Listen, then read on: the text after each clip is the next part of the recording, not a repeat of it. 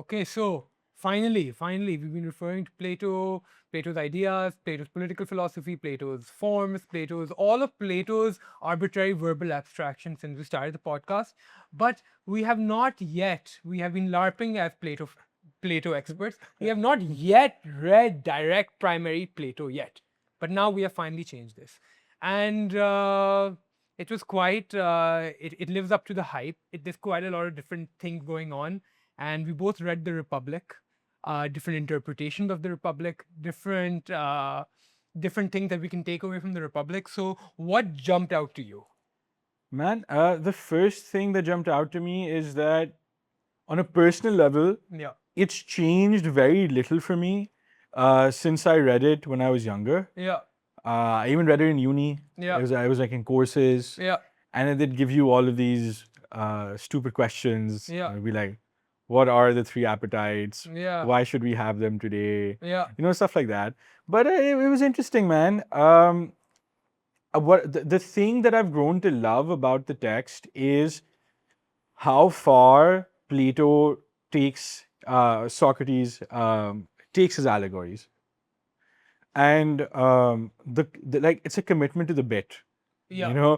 He's like taking us to its absolute Logical extremes. logical extremes, and I think for those of us who are sensitive to literary device, to metaphor, to and appreciate the complex argumentation that great minds can give, you love watching this panorama unfold in front of you. Yeah, There's unfortunately a class of lesser beings. yeah, There are people yeah, who I'm not sure if these individuals are sentient or not, yeah, right? They take this in the most literal sense yeah, possible. And yes, I'm caveating my bias towards that reading right at the start, but we yeah. will give that a serious treatment as well, Yeah. insofar as is possible without us bursting into laughter. Yeah, of course. Yeah. So I think the main thing for me, like, I was kind of familiar.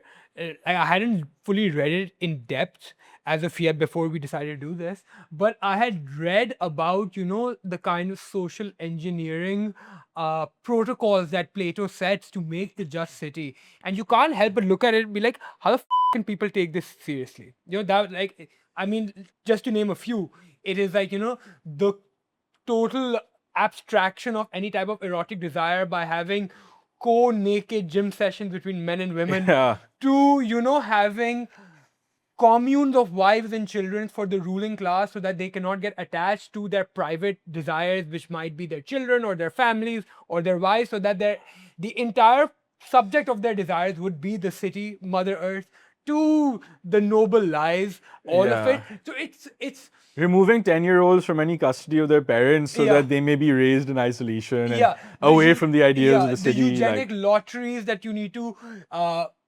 propagate to make sure that the next generation of guardians are correct, and you're fooling half, like, your warrior class in order to do so. There's just a bunch of things that are extremely egregious in it. When I see the you take the 10-year-olds out into the wilderness thing, Yeah, you know what it reminds me of? yeah, There's this principle,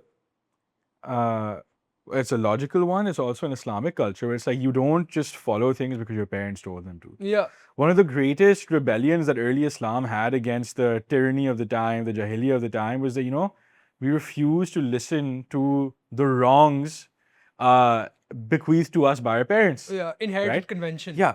So then over here, you think that, oh, this idea, in one sense, harps on something good. Yeah, Like in a very limited sense, but Yeah. that's the point. It's in a very limited sense. Yeah. Because the answer Yeah. to this being a good thing is, have you ever met a human being? Yeah. Right? Yeah, It's yeah. literally, that meme, which is Yeah. like, there's some great philosophical abstraction. Yeah. Like Socrates walks in the room and says, you must all give away your children at 10 years old. They must be raised in the forest by et cetera, et cetera, et cetera. Yeah. And then it's like normal people. Hello? Yeah. Like, this is Yeah, that yeah. meme. Yeah, yeah. Is that meme. Reading it myself, and particularly reading the Straussian interpretations of it, reading what Strauss had to say, reading what Allan Bloom had to say, I think it dampened a little bit of the outrage that I had about, like, reading about it on first glance or hearing about it on first glance, and kind of puts into perspective that, maybe the Republic was never meant to be taken as a genuine political protocol, like a genuine, like let's build our regime based upon the recommendations of the Republic, but rather let's show the limits of what reason, of human reason, is able to accomplish by taking them to their logical extremes, and you kind of end up with this magnificent dystopia of the Republic. And I think that's a more sobering read, and that's one that kind of resonated with me. It's like, no, kind of Plato's goal with all of this was to show you the limits of what philosophy can do, show you the limits of what reason can take you to. So the way I read it is, Yeah. firstly, I haven't concluded anything yet, Yeah. because I need greater familiarity with Plato's other texts before. Yeah. Like, we both acknowledged even earlier that it's laws where he starts constructing serious visions of a state. Right? Yeah. And Laws is more practical, it's yeah. less tongue-in-cheek. And so that's one of the major reasons that people with good sense come and say that obviously Republic is then not meant to be a serious effort in state building, Yeah. right? It's an extended analogy, Yeah. right? So I think what unites us is the non-literal reading, and the spectrum goes from what I am at the moment more leading towards, which is this was just the question posed in book 2, which says, show that justice is good for justice's sake, Yeah. right? Not for reputation, not for credibility, not for any worldly gain. Yeah. Why is justice good as it is? Why is justice good for the soul? So then Socrates says that, it's the soul is writ small, the state is writ large.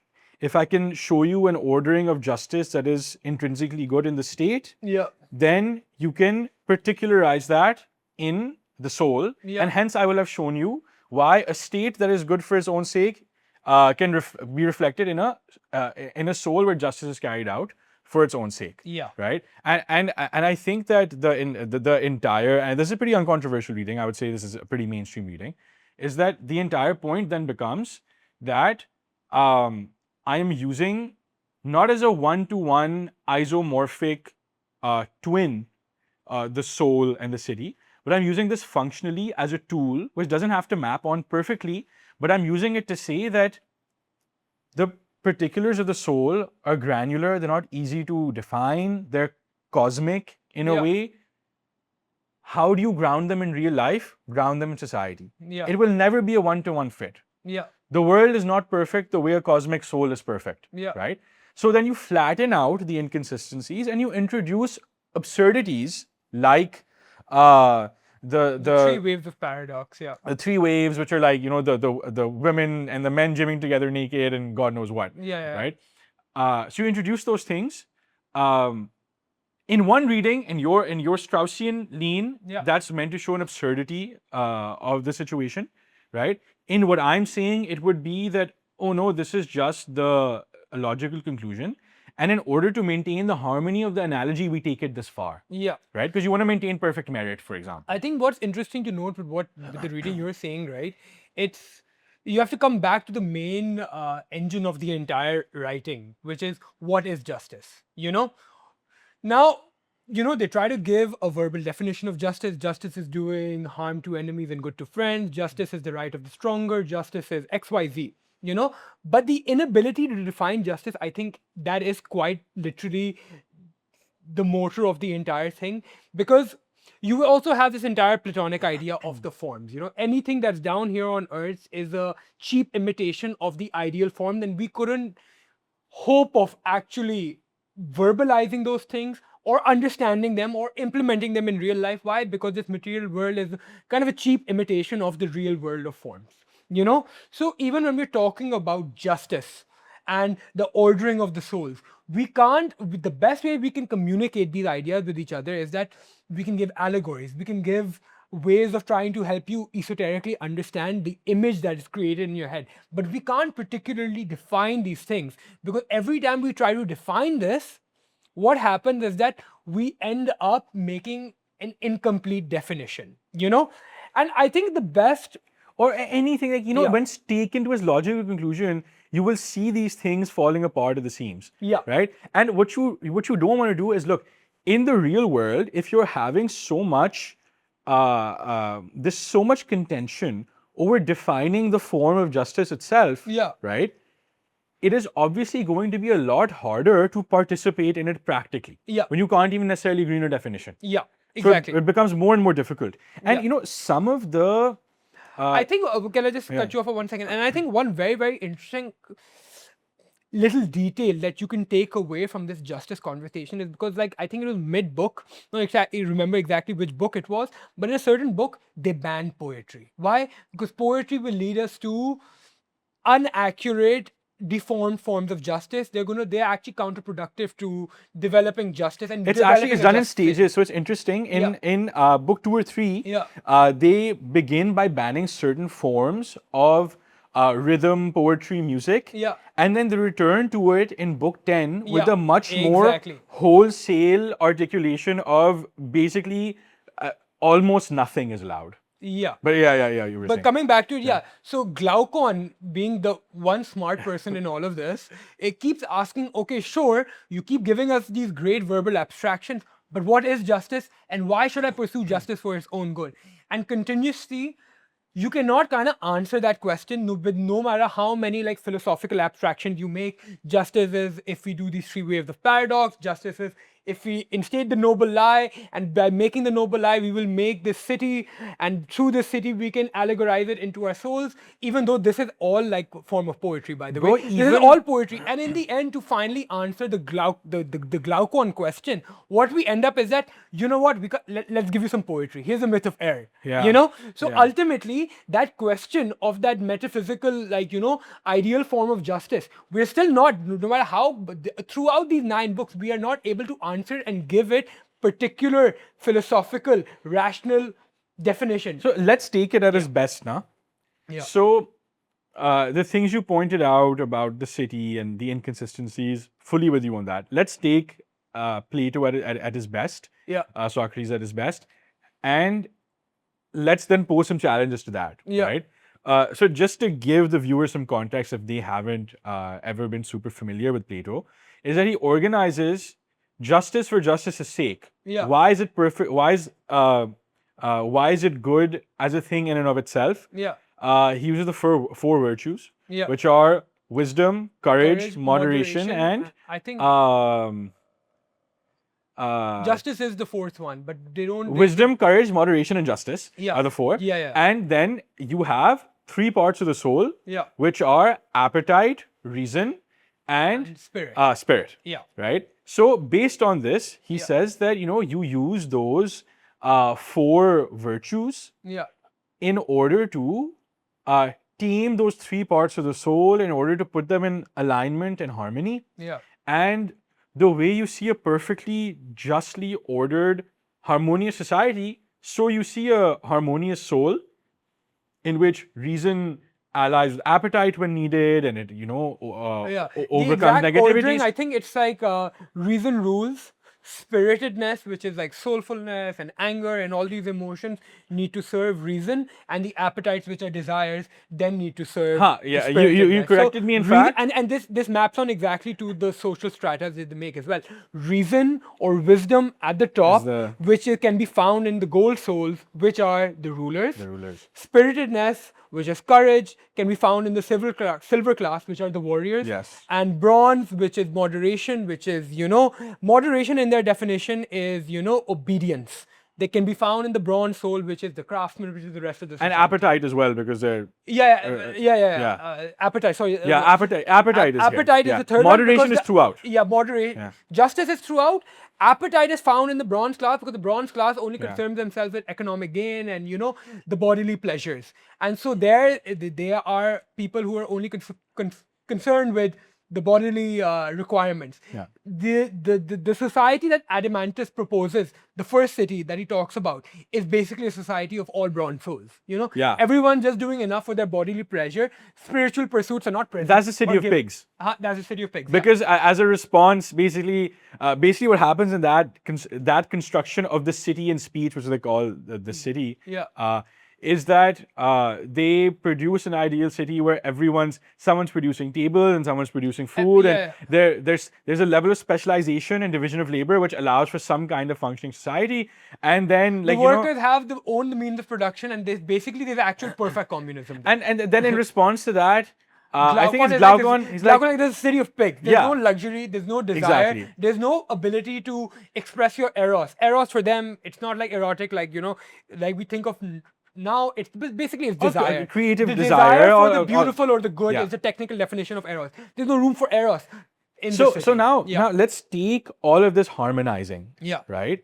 There have been some great objections raised to this too. For example, okay, what guarantee do you have that a soul that is in perfect harmony with itself, because you haven't portrayed independent standards for absolute good, justice, reason, at least in this particular city of speech. Yeah. What guarantees that a soul in perfect harmony may not have different permutations and combinations? Yeah. Right? That you have different measures that reach different kinds of harmony, because obviously everyone can't end up being perfectly the same. Yeah. Right? So, in that scenario, how do you necessitate that the perfectly harmonious soul also uses that to do good, what we understand as good? Yeah. Right? And I think there's also a reasonable Platonic defense of that, Yeah. which I don't know if Plato makes this, but this is kind of what I thought, and I think that commentators have made this defense as well, which is basically that the ideals along which Plato is portraying, the large metaphors that he's using, they still tend towards certain ideas of justice. So, for example, like, we were ridiculing the idea of the men and women gymming together or preparing for the guardianship together, Yeah. or children being removed from their parents at age 10, etc. Yeah. Right? All of those things, while specifically literally are bonkers, treated as analogy, they correspond with some idea of, say, merit in the case of certain women that meet the mark being included in the class of guardianship. Yeah. Right? They include a certain logicalism when Yeah. it comes to the kids being raised with certain kinds of abstract values. Yeah. Right? So they correspond to certain ideas that we would habitually treat as good. So there is a world in which the harmonious man does ultimately tend towards something good. So this is where the analogy does begin to work for me. Okay. Yeah. Yeah. I mostly read it more to do with the political philosophy, the elements of it, this type of stuff. I didn't get into the metaphysics of it too much. I'm guessing that you probably enjoyed that reading of it more. There's some interesting takes. Like, for example, I think William Bernard, the academic's name is, he posited that, actually this is not a literal reading at all. Yeah. To which a lot of people were like, we've known this for a while. Yeah. Right? But he was like, he posed like an identity problem where he was like, the analogy is formally unstable because F does not equal to F and the soul does not perfectly map onto society. And it's like, doesn't, right? Yeah. But once again, then you can reconcile this entire idea with, we can't have the perfect soul. We can't have like the perfect ideal Platonic form of justice. So, we're just always going to be stuck in like, it can't be perfectly mapped on. The best we can do is kind of pursue this unreachable ideal. So what I'm interested in is the response to this scholarship. Yeah. So the response to that scholarship comes in two broad registers. One is to say that, yeah, buddy, of course, right? Yeah. The idea is that it is not an isomorphic one-to-one. It is not structurally the same, Yeah. right? But the idea is there is a relationship, there's a causal relationship where the soul shapes cultural reality and cultural reality does shape the soul. So there is a continuous applicability, and this is actually a very popular reading. Yeah. Right? And what you were saying earlier. This is basically how, the question of the best life or the best soul is inseparable from the best regime and best political reality it finds itself in. The two are inseparable. Exactly. So I actually don't lean yet towards that reading. Yeah. But I think it's a very credible reading. And you posed this question earlier. Yeah. That, there has to be some consonance between both. Yeah. This is what answers that. Yeah. Right? That there's a causal but imperfect relationship. Yeah. Right? Then there's another reading, which is the one that I am most right now kind of with, which is that this is analogy taken to the extreme. Yeah. Right? Where just for the sake of portraying perfect harmony, because that is one of the governing principles in which he's trying to find the tripartite arrangement of the soul. Yeah. He says that I've spelled out this as analogy. Yeah. There are a lot of imperfections here. So where need be, I'm going to take this to its logical extremity with children held in common, just to make my point. It doesn't mean I want you to order society that particular way. Yeah. Right? And it's really interesting because whichever of these three broad readings you embark with, and then the fourth would be the Straussian one. The Straussian one. So whichever one you choose, Yeah. it basically completely changes the way that Yeah, you're reading. I want the to talk text. about the Straussian one a little bit. So I mostly read the Republic with a Straussian commentary, and I did a little bit of reading on Strauss as well. So before we get into what that entails, I think it's important to kind of discuss what Leo Strauss is about, who he is. I think it's the first time we're talking about him really on the podcast. So It's very Straussian, non-Straussian of us to talk about Strauss. yeah, Strauss is basically Fight Club. You don't talk about Strauss, you know. Strauss is only for the most initiated of the Batinya. That's basically what his philosophy comes down to, you know.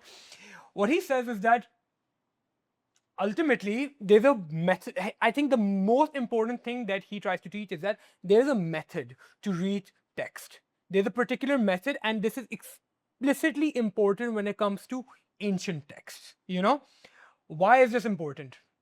When you read an ancient text, right, there was always a particular, especially philosophical books, there's always a socio-political context that kind of censors the censors the philosophical content, that has reason to kind of put it underneath the rug so that people don't find out and read this type of stuff, as we see with someone like Socrates, who was executed for corrupting the youth. So what these guys end up doing is that they write esoterically. What does it mean that they write esoterically? What it means is that they have hidden meanings in their words, you know? And there's a way you can kind of spot it, and it's not just you're projecting your own hidden meaning onto it. There's a proper like Straussian methodology of how you can find these things out. But mostly the TLDR is that the ancients, because of the threat of persecution and the threat of the mob them up for ruining their their ideas of the world, they would write esoterically. That's kind of the main motor of the entire Straussian method. You know, he gives examples of Maimonides, of Al-Farabi. He cites these two as incredibly intelligent and esoteric writers, in the sense that let's give Maimonides example, because he goes quite deep into it. Maimonides had full knowledge of the Jewish tradition, about Torah, about the revelation. He was a master about this.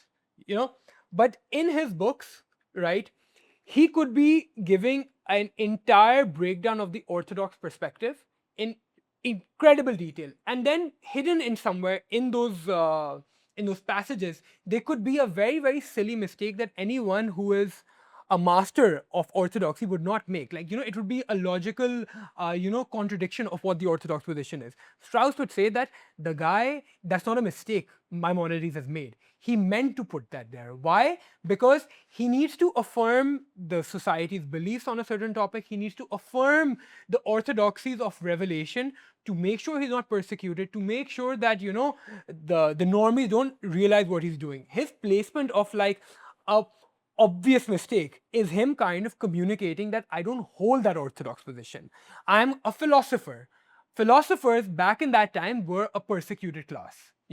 As we see with Socrates, as we see with even in the Abbasid Caliphates, where you had a lot of philosophers who were accused of, non-believing and who are subverting orthodox positions. So a lot of these guys, what they would end up doing, according to Strauss, was that they would hold all the opinions and they would shout out very, very proudly that we hold these orthodox positions. They argue in favor of them. They're master of the orthodox position, but in stupid places, they would make obvious category errors, which was kind of a clue that they don't really hold the orthodox position. They're philosophers.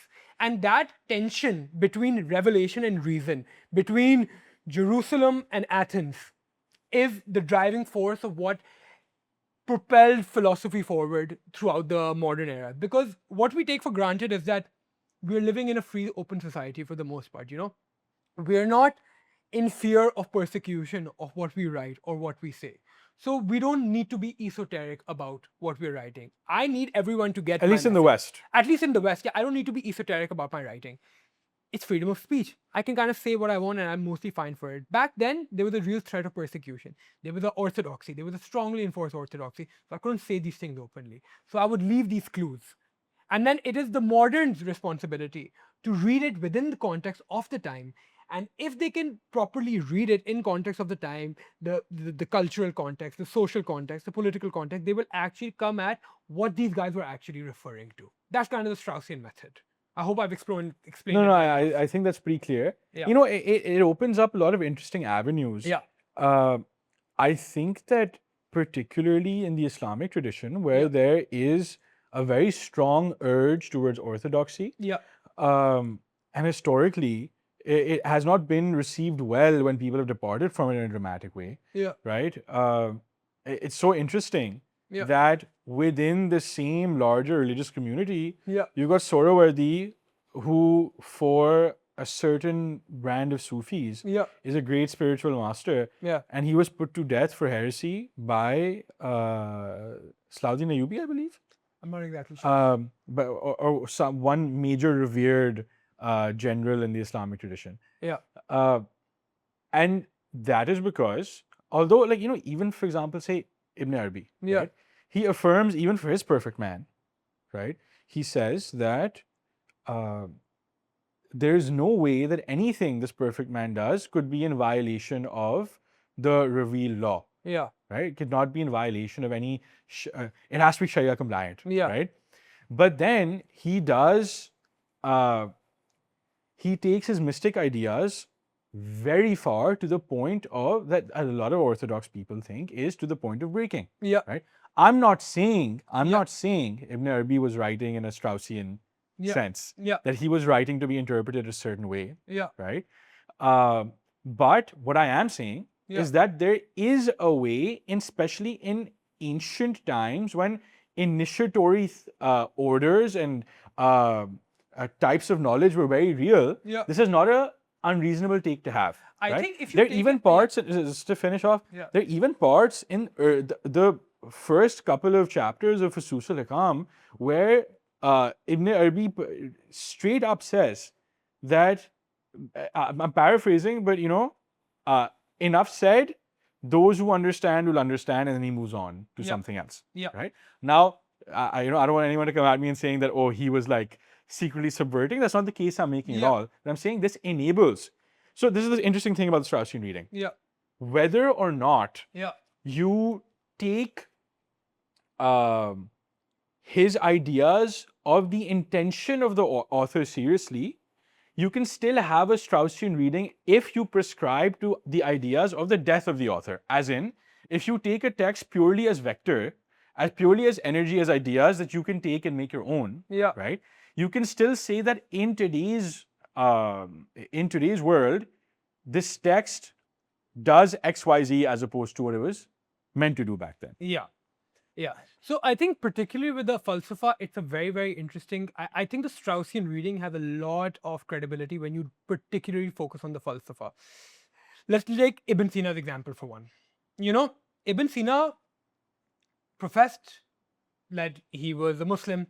He was a master of all the orthodox position. He understood the orthodox position very, very well.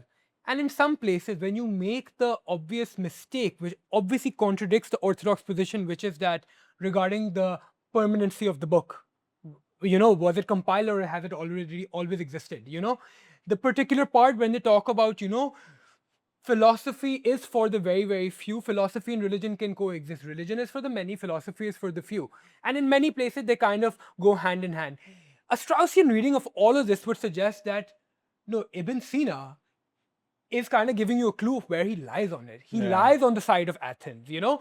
Al-Ghazali, you know, taking him to sword off it was kind of, in a way, it could be read as like Al-Ghazali understood also, yeah. I understood what you're trying Yeah. to do. I understood that you're actually a subversive who's in favor of Athens, and you push back against, the tenets of Jerusalem being like a analogy for revelation, So even though you profess all these Just things, say the revelation, the Athens Jerusalem split. Just explain that. Athens is basically the synonym for Reason. reason and philosophy. Jerusalem is basically the synonym for revelation and religion, And there's a constant tension between these poles. And that's what was dangerous about philosophy at the time. That's why you saw a lot of these philosophers be put to death because they would subvert that orthodoxy. So at first glance, due to my limited consumption of Ibn Sina's primary material, I've just read a couple of things.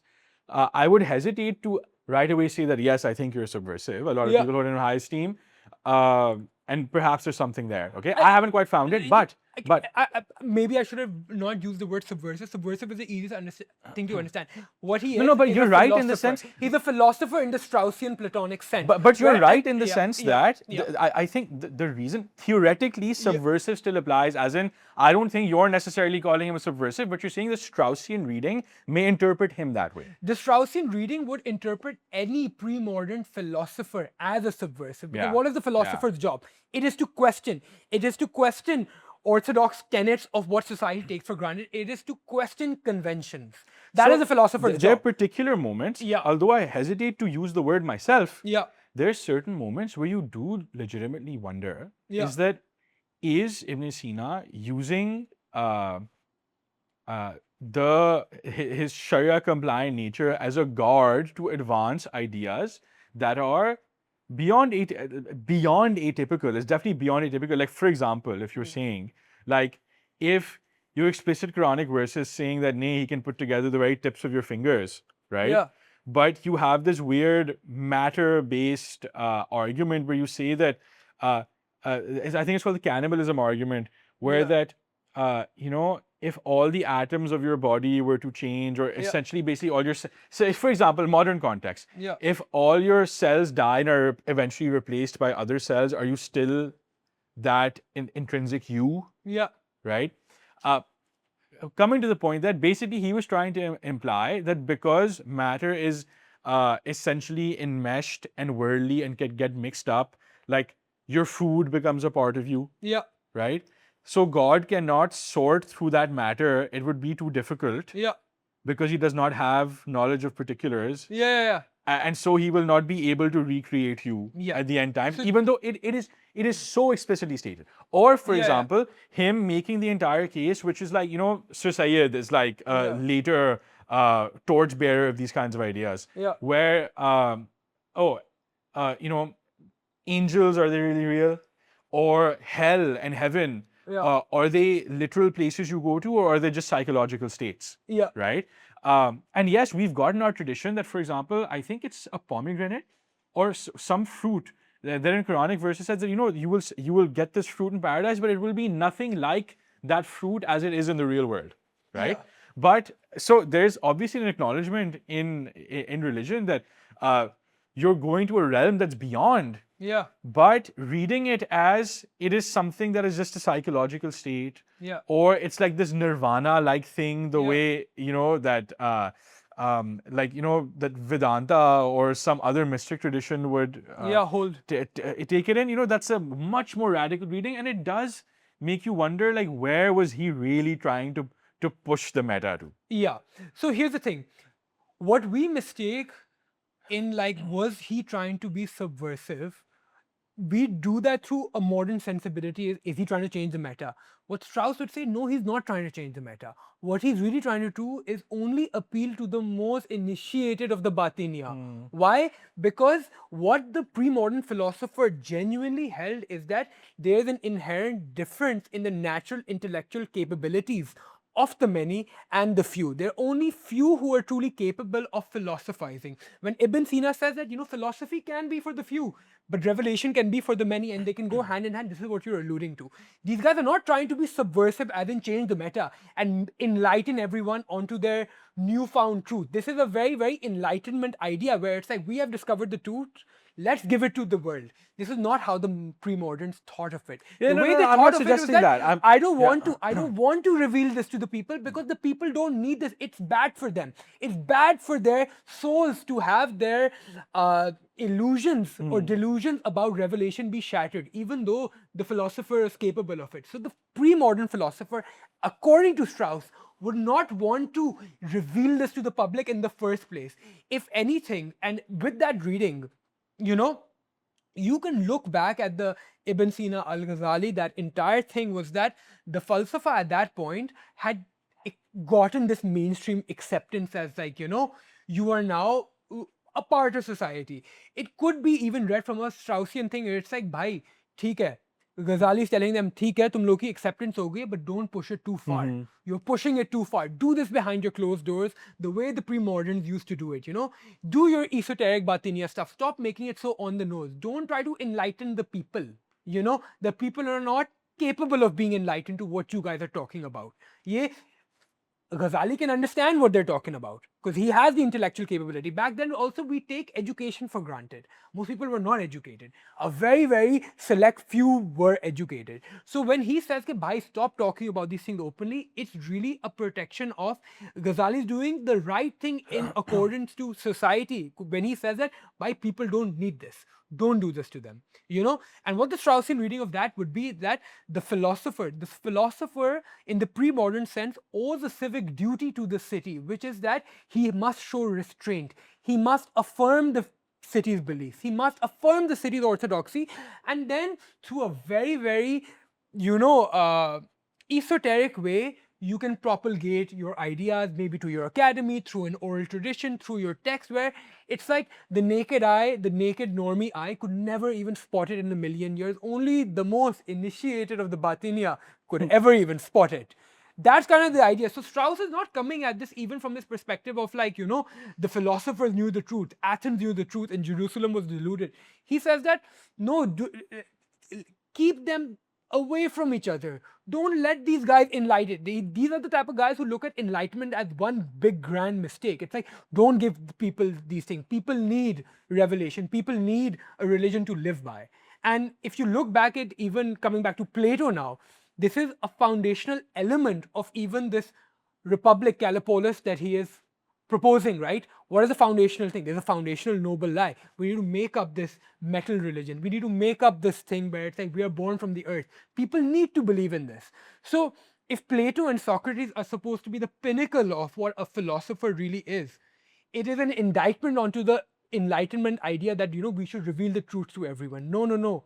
Don't reveal them the truth. They can't handle the truth.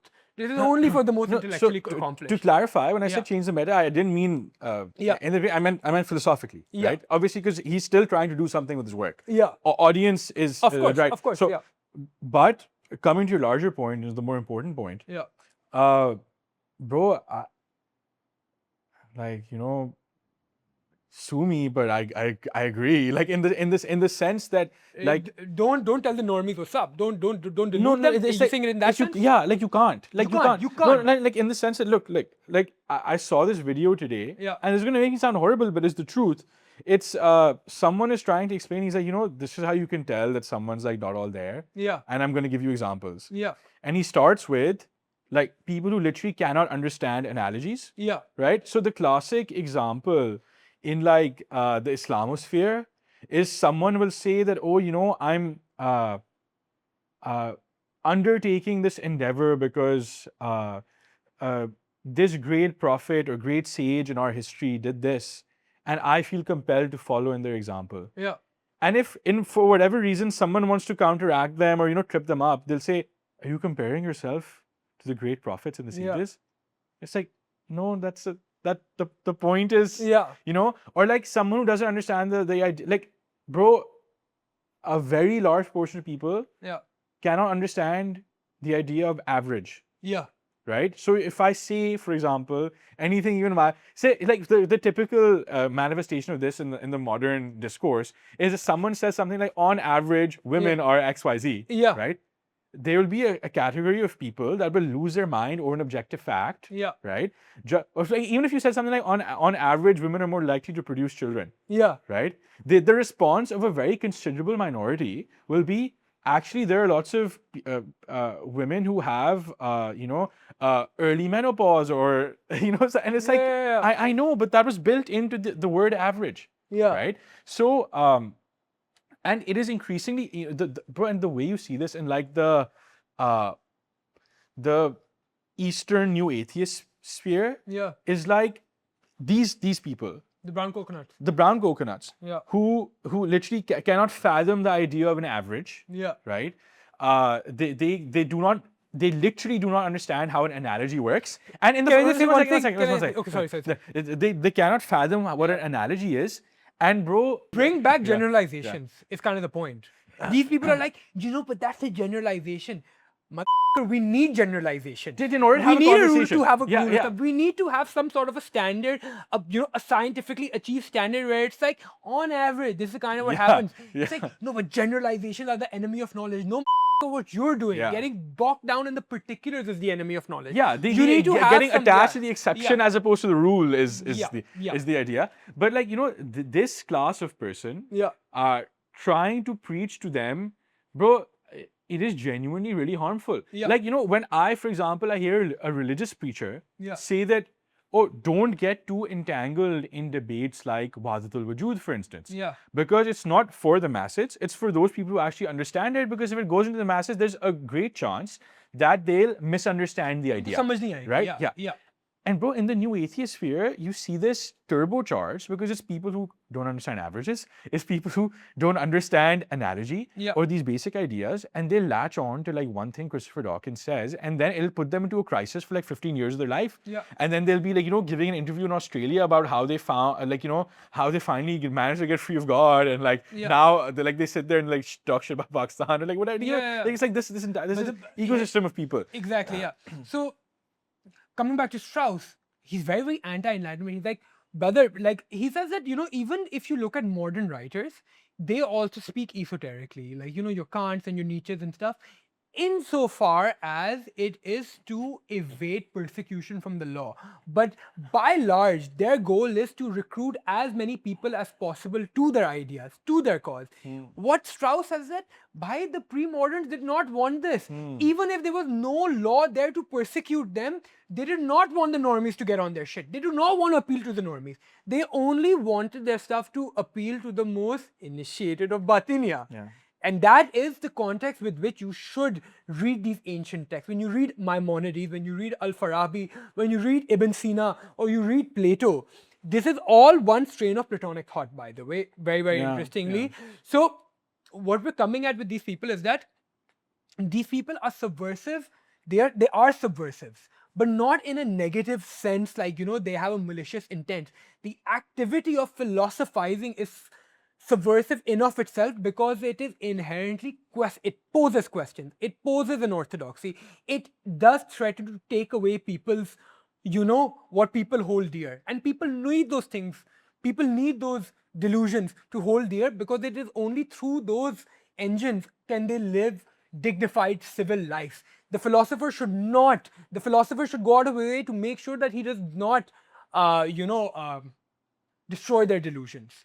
That's kind of what he's saying. In my own life, not with philosophers, but in personal experience, with politicians, with media tycoons, have witnessed,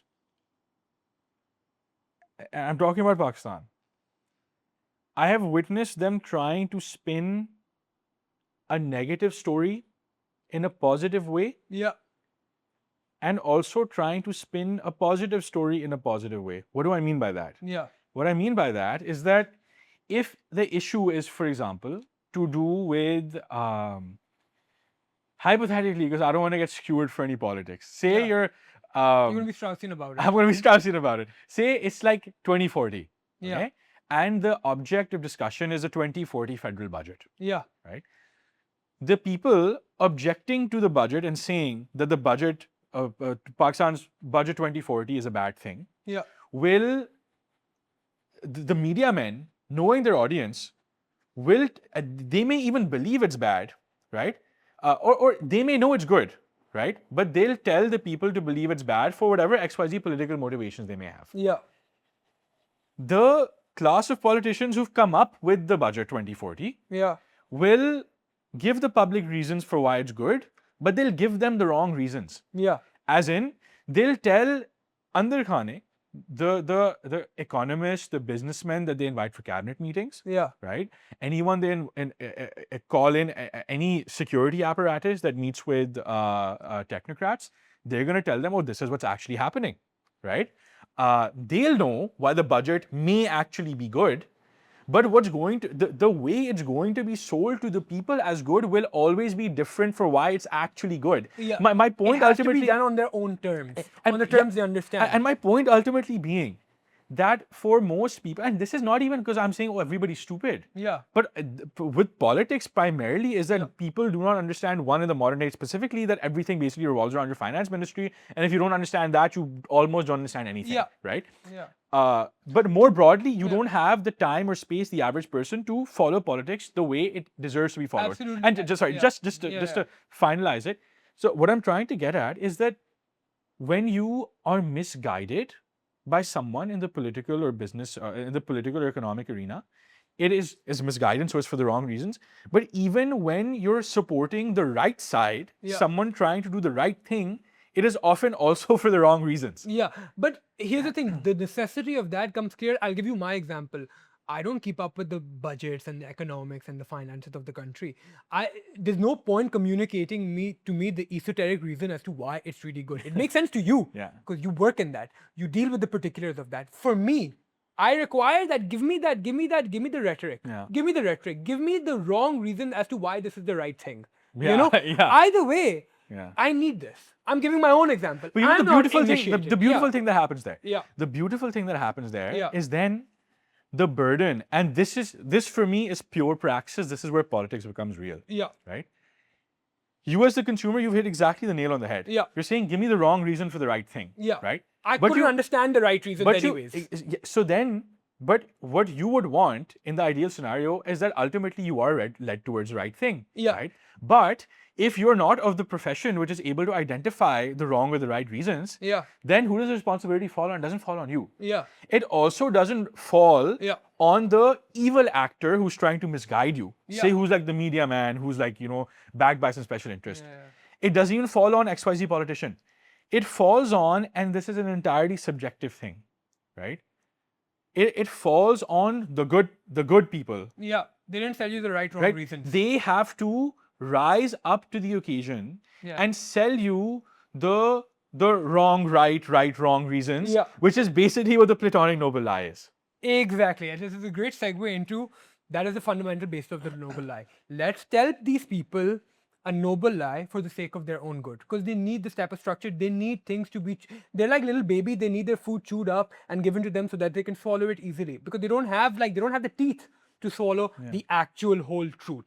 That's only for the most initiated of Bhatini. So I just want to close it down with one thing about Strauss, right? Strauss doesn't argue in favor of Athens. He doesn't argue in favor of Jerusalem. He doesn't. He doesn't say one side is inherently better. He says actually that, Athens is capable of absorbing Jerusalem's strongest punches, and Jerusalem is capable of absorbing Athens' strongest punches. You can't prove, no matter how reasonable and philosophical you are, you cannot prove that a personal God did not come down and give particular. You can't prove it, And not in a scientific manner. You can't prove. You can't scientifically prove that. You can't philosophically prove that. And the same way, Jerusalem cannot prove on Athens' terms why it's wrong, because they have all this praxis, they have all this proof. Look at my statistics, look at my science. You can't, So, but that constant tension between them is what actually drove Western civilization forward, as in that neither side was liquidated in favor of the other. The mistake the Enlightenment makes is that it tilts too far Athens.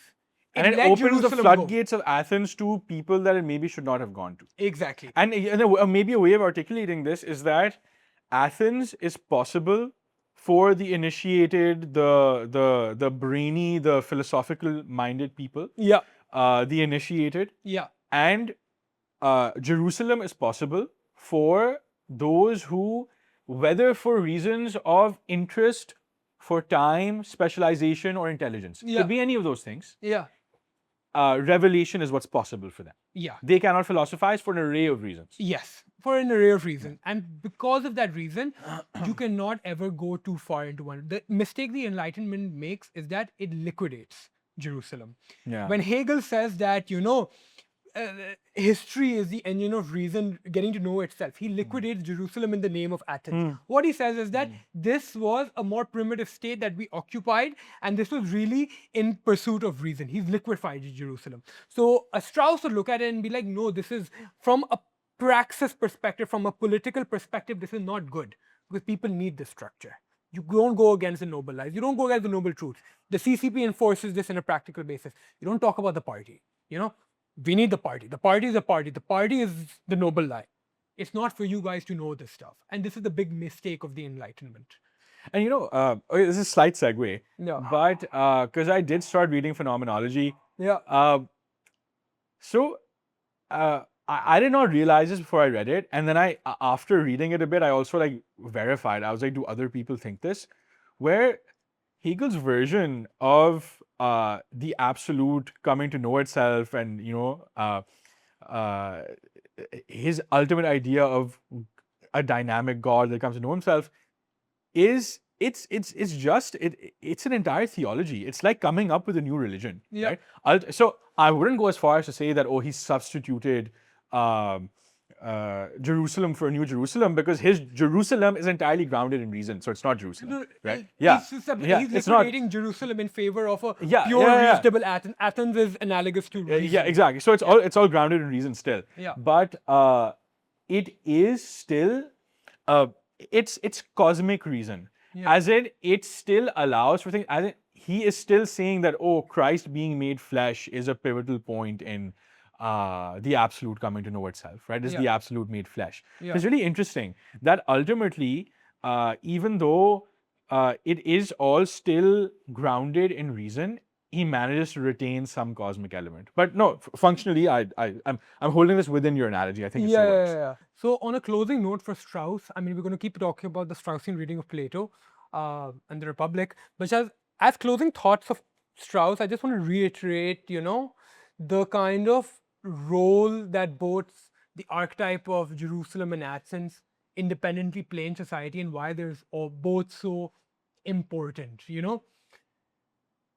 Athens, or philosophy, for all of its brilliance and all of its ability to uncover the secrets of the world. I think it's also important to mention that philosophy in the pre-modern sense refers to also the sciences, and it refers to it's a more polymath, it's a more multidisciplinary thing. If you look at the old philosophers, they were alchemists and they were scientists and they were all a bunch of different things. Okay, it's hard to do one without doing the other. Yeah, you had to be a polymath, you had to be a multidisciplinary virtuoso. So philosophy, for all of its brilliance and all of its ability to uncover the secrets of the world, right? It could never be able to put a community, a society, a sense of civic sense together. It's not capable of doing that, because the entire point of it is that it disrupts accepted truths, it disrupts accepted conventions, and in order to have a community, there needs to be some type of civic rules, conventions, some norms, boundaries we set that, these won't be transgressed. That is basically the role that philosophy plays. It helps drive us forward, but it cannot bring us together. Jerusalem, or revelation, on the other hand, is exactly the vector through which you can build a society together. These are common truths that we won't transgress. These are the norms that we will agree on. This isn't enough for you to figure out the Faustian nature of the universe and uncover its vast grand secrets, but it is enough for you to live together in peace and harmony and have a good way of living a dignified life with your fellow neighbors and stuff. So both are extremely necessary. One cannot take precedence over the other. The two constantly need to be making their claims in full, and through making their claims in full, can they keep the other sides honest in a way, Because if Jerusalem or revelation is given full truth on something, there is the risk of tyranny or Ludditism. On the other hand, if Athens is given full reign, right, you kind of end up with the type of nihilistic outlook that we see kind of in the West today. That will probably get worse, where there's no shared horizon of meaning, there's no shared stories that we tell each other that we believe in. It all gets liquidated in the name of reason. You get what I mean? So that is, you need both together. You can't let one collapse the other into nothing. So that is the moderate Straussian reading of all of it. In you don't try to have the philosophically best regime. You're not aiming to have the most truthful regime. You're not aiming to have the most holy regime, because these are unrealistic standards that you will never meet, and in order to meet them, you will undoubtedly cost yourself a lot. A regime that most political philosophers and most statesmen should try to accomplish in the real world is not the best regime possible, but rather a regime that can avoid the worst. That is the core crux of then Strauss's political philosophy, and like it's a kind of a TLDR of what he kind of stands for. Okay. Yeah. So Okay. we avoid the worst. That's the main thing. I find that interesting in the context of like post-enlightenment. Someone could just come up to you and say that, oh, I don't need religion as an organizing principle. Yeah. I of course don't agree with this, because I can use the veil of ignorance or the harm principle, and Yeah. those things are enough for me Yeah. to build a society. Yeah. And in some ways, sure, but then you see the modern West, which is just basically in denial of its own religious roots, Yeah. which persist as shadows in Yeah. everything, Yeah. despite how coldly philosophical it has proclaimed itself to be at certain points. Yeah. But yeah, Another reading you can take on is that the pre-modern sense of a primordial religion was replaced by a secular new religion, which is the absolute unconditional belief you have in the superiority of liberalism. Liberalism also becomes a religion.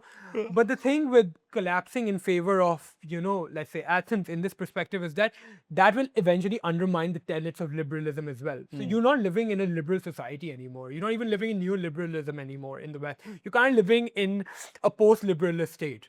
And that's what a lot of people would now argue that, I wish things were back the way they were in 2010, peak liberal. Why? Because you had a shared horizon of meaning, and the shared horizon of meaning was the religion of secular religion of liberalism. The dissemination, the uncovering of, let's say, the Holocaust delusion or this or that, they were not net goods for society, for Western society. We needed these noble lives. It was on the basis of these noble lives that this was our revelation, this was our religion, but now we don't have that anymore. And now we're in the state of nihilistic. they don't have angst. that anymore. They don't have that anymore. That's what I mean. Yeah.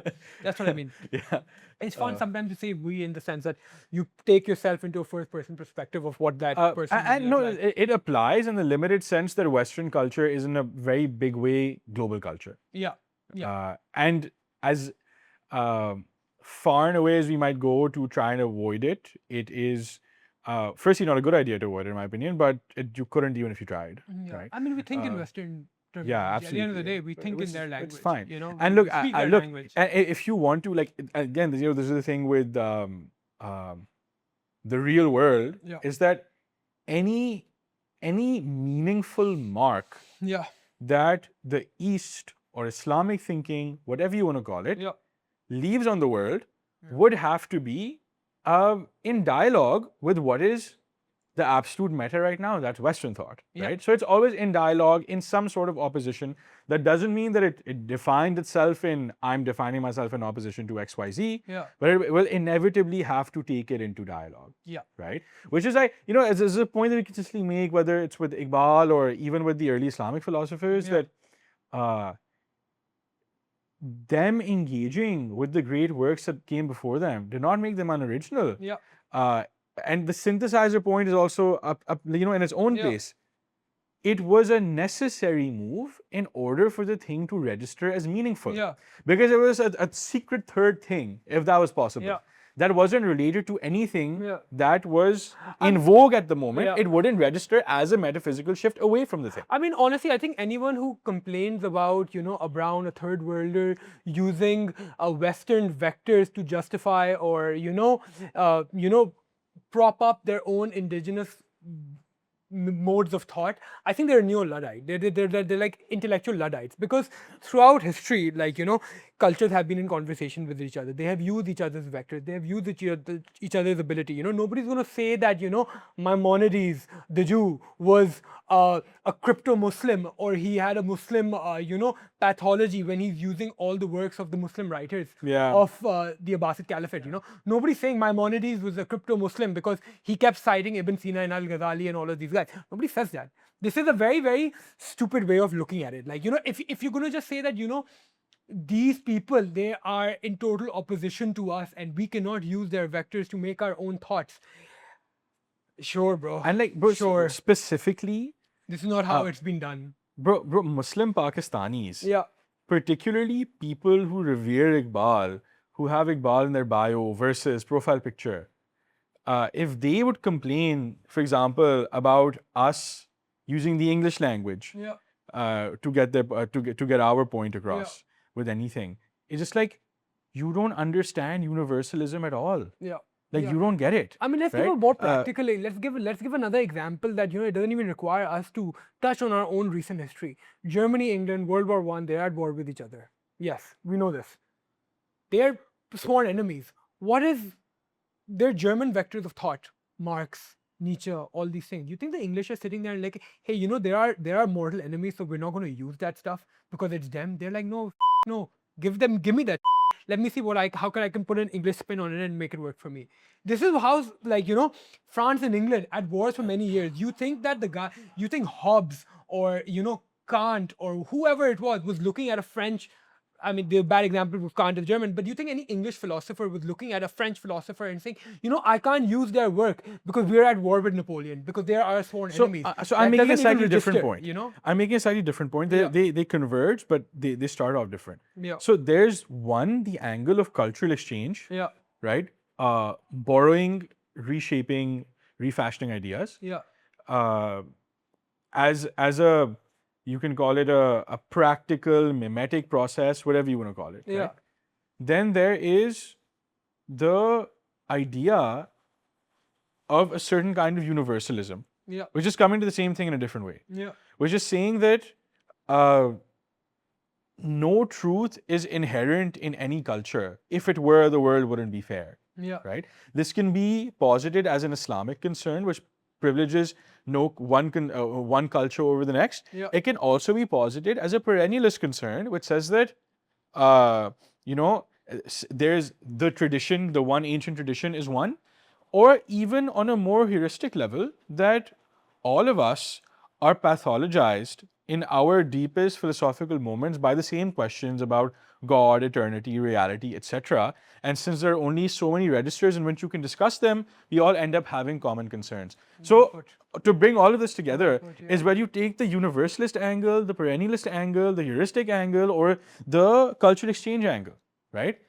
This idea that you cannot take from others, you cannot refashion, is just... It's intellectual Ludditism.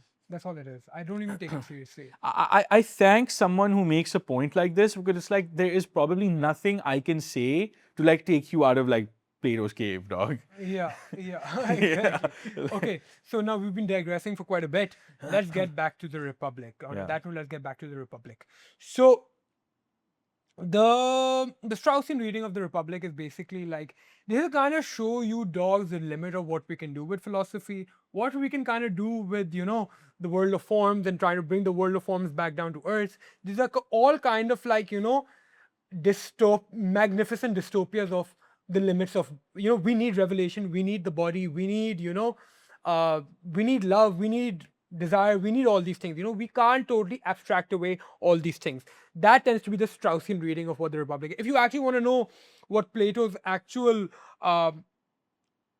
political philosophy of what should practically be done in order to make a regime, you read the laws. You read the laws. We're not going to talk about the laws today. Neither of us have enough information about the laws. But if you want the actual Platonic doctrines of a regime, read the laws. We'll get into it at some point. Yeah, we will at some point.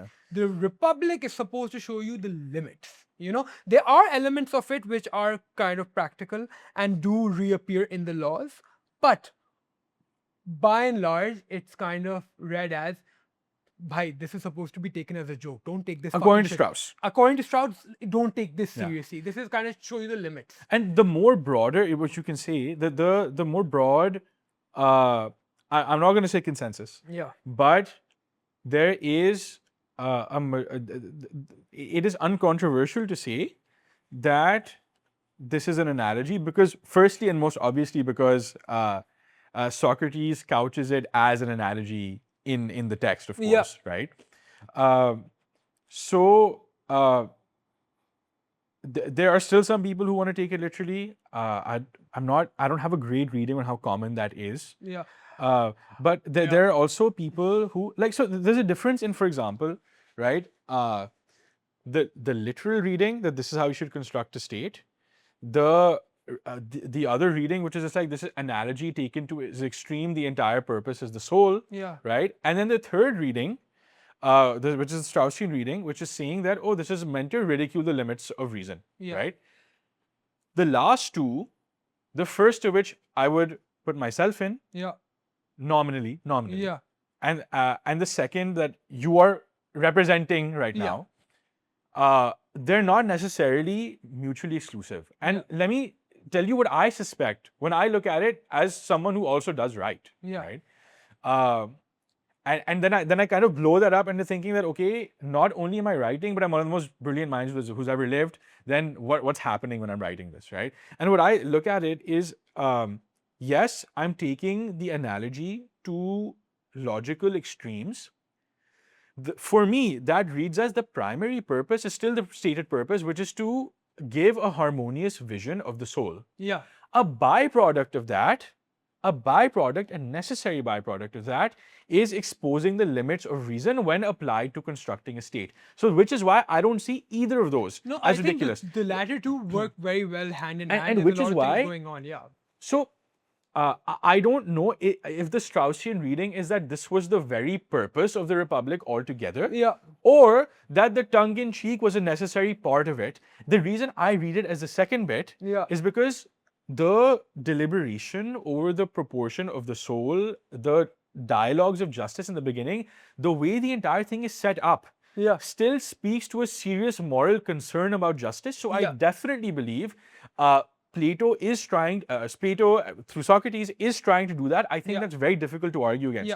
But would someone of Plato's stature not understand what's happening when he makes these kinds of absurd suggestions? Of course he does. So whether or not that was initially his intention, like imagine you're just Plato sitting there writing it. When you end up writing the suggestions about the male and female gymming nude together, children being taken out of the wilderness, obviously at the point that you write it, whether you meant it or not, you realize how weird it is. Right? So at that point, you are being edgy. You know it's edgy. I think there's an element of, I'm going to say one lie for every 4 truths I tell. So that one lie can be kind of accepted into all of this, right? So I think that is an element. The way you're describing like book 1 and book 2, they are like, they're not necessarily meant to be taken in a satirical way. There are satirical elements to Thrasymachus, his character, and Cephalus, that stupid boomer who has no idea what he's talking about. But by and large, it's a serious discussion of what is justice, But as you go on and on in the book and you get to the 3 waves of paradox and stuff, I think then the Straussian reading gets stronger and stronger as it goes on, where it's like, bhai dekho, there are 3 truths and a lie.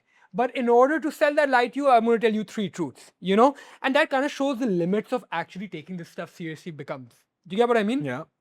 So what happens is that because the Straussian reading, the way he purports it, is like there's a very particular way that most of you have no idea how to read this, That kind of becomes the vector of argument you can use against the possible usage of a lot of ideologies taking this stuff literally.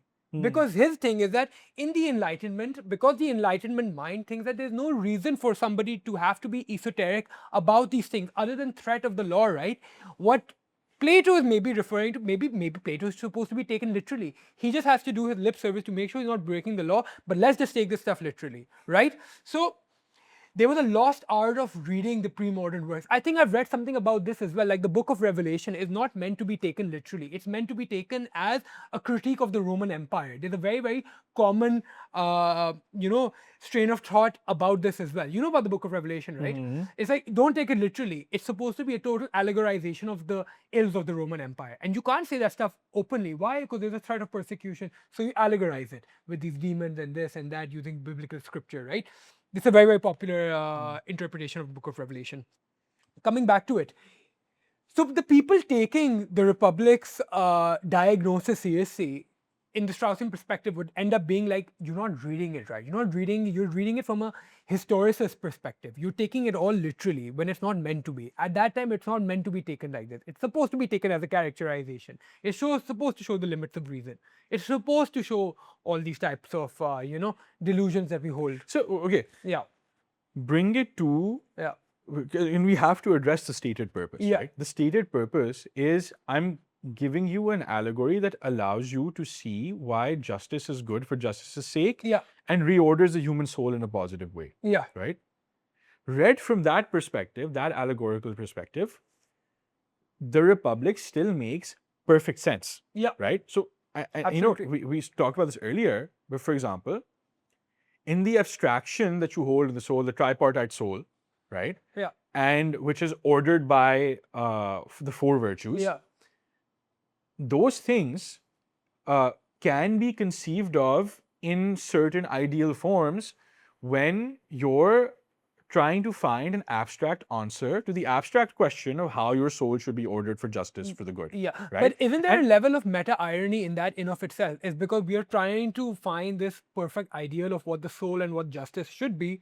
And so we're going to try to bring it down to earth and try to verbalize it into existence. But see, the thing is, so you can read it. Isn't the entire quest of trying to find the perfect soul and try to harmonize the soul in of itself, there's a level of meta-irony in it, because Plato's, a lot of the Platonic thought is, here's a world of forms which are, you can't imitate them, everything is going to be a cheap copy. There's a lot of merit. But see, there's an awareness there. There's a self-awareness there, and it's constantly stated that he knows the limits of the analogy that he's using. So the question then becomes twofold. One, read in this way that I'm suggesting, can the analogy sustain itself with the given caveats that Socrates voices? I believe so, because he's very forthcoming about the limits, right? At the same time, the Straussian reading can still work. Right? I don't think they're in contention with each other. When you begin, then in that world of abstraction, it becomes necessary to then bring it down to tangible things, right?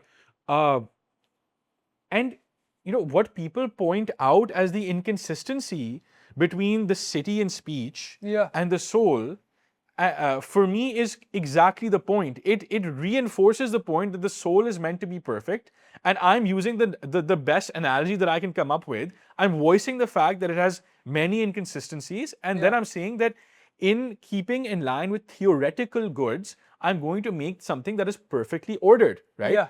That is not a realistic goal for the actual city, as his stances in laws, etc. later reveal, right? But that is a perfectly viable thing or an aspiration for the cosmic thing that is the soul, right? Which is why ultimately what is ultimately a traditional allegorical understanding still stands, but it is not to the exclusion of the fact that certain points, like, there may be certain people who come and say that, look, who take my position and then say that, yes, that makes sense, but it excludes the Straussian reading. Because it wasn't meant to be ironic or funny or a meta-cognitive move. It was just the allegory taken to the extreme while at the same time not being literal. Which is not a preposterous thing to suggest. But my response to that, which is in defense of the Straussian integration, finally, is that it does not matter what he intended on doing when he started out writing. He knew that parts sounded ridiculous, and Plato is not putting this out there without accounting for that fact. So he was aware of that level of irony that it did introduce. I mean, even if you just ignore the Straussian reading for a second and just look at the main tenet of Platonic thought, which is the world of form, this is the perfect world of form that we cannot choose to imitate in the world, right? Every time they run into a rational conundrum in the Republic, kind of reinforces this, because we are trying to imitate this perfect world. And every time we're trying to put into practice, hey, but there's a problem with that. The Glaucon is like, oh, there's a problem with this. Adamantis is like, no, there's a problem with this, right? So there's no perfect solution. You can't imitate this world of form. So even if you ignore the political, philosophical Straussian reading, there's also the other metaphysical Straussian reading that you can make, which is that none of this is meant to be possible, even on Plato's own terms, even on just the terms of the world of forms. It's not meant to be possible. We can try to verbally abstract it as much as possible, but there will be issues.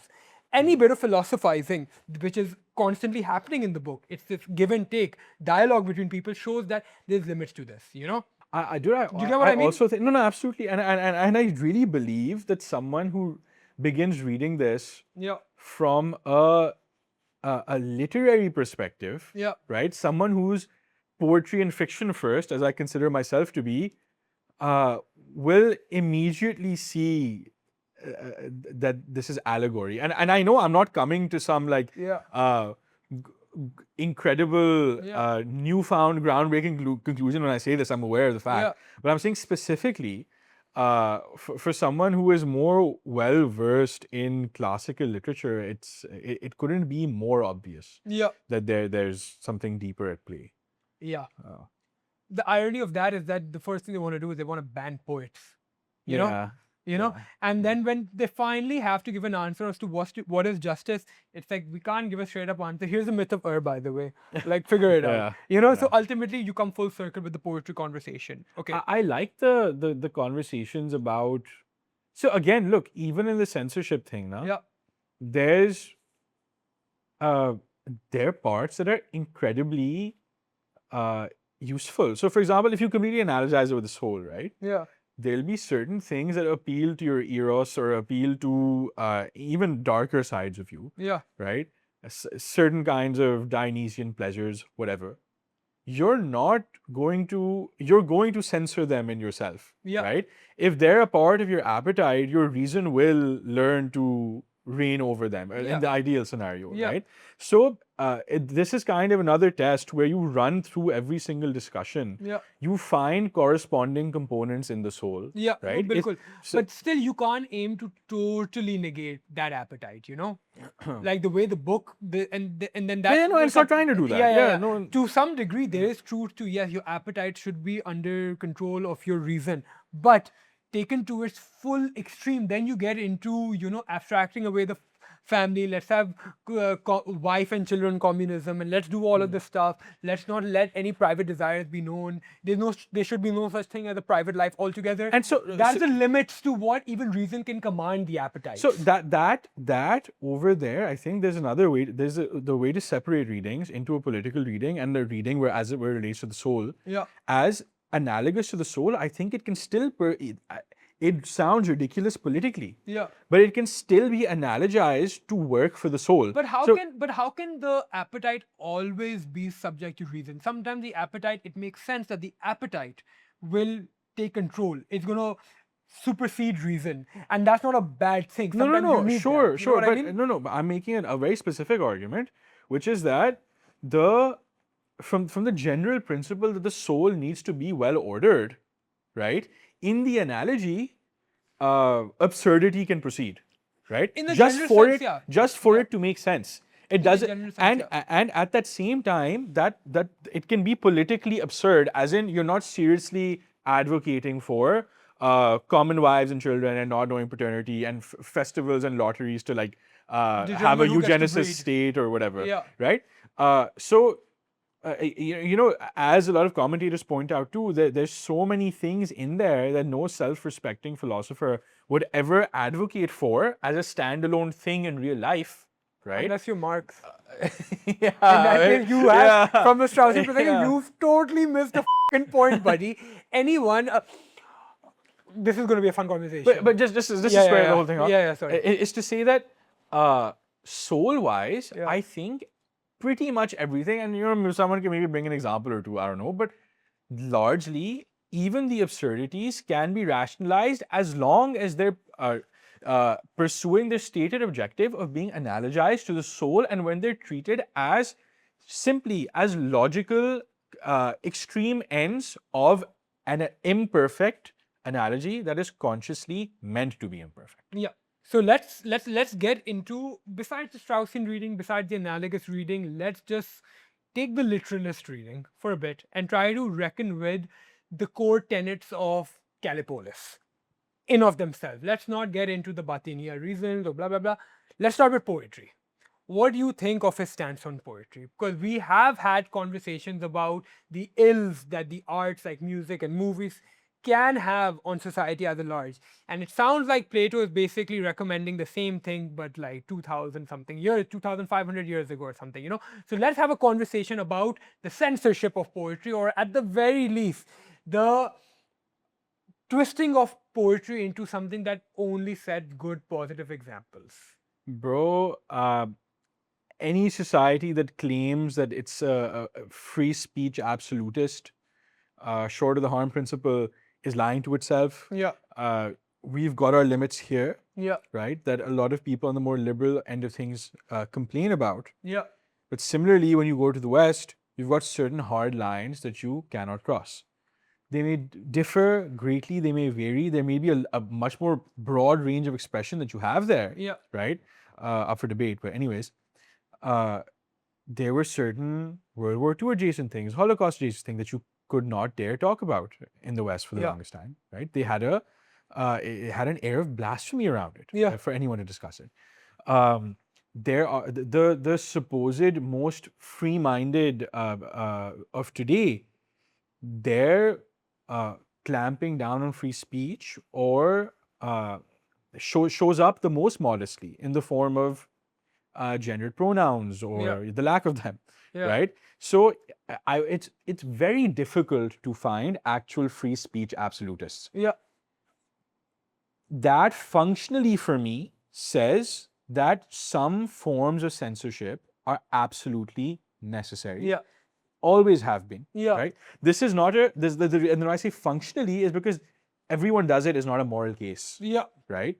But it's a functional necessity of any human society. Yeah. To be ordered, to But function. there need to be some red line in which we don't talk about these things. We don't try to subvert them. I think The fundamental idea being that everyone holds basic truths in common in order that so that the different classes or the different interest groups in society may hold some kind of common mythology, religion, idea in common that allows them to cohere in the first place. Yeah. And even if you don't, like, you're free to not hold them in your own private life, but at least pay lip service. Profess to them. it. Profess them. It's not a bolo. I don't think, I mean, a lot of people are going to see that as like an advocacy for hypocrisy, but I don't really see it as that. At least after like being enlightened by the great Leo Strauss, I don't see it as that. I think it's just like, you know, I'm doing it for the, like, you know, they said always tell people the truth, but sometimes they can't handle the truth. Let's just give them this, you know. On the subject of poetry itself, right? I think there's an angle of me which thinks that, yeah, there are things that, you know, you don't want to kind of give everyone, like, you know, open leeway about talking about, and you don't want it in the mainstream, you know, cultural zeitgeist.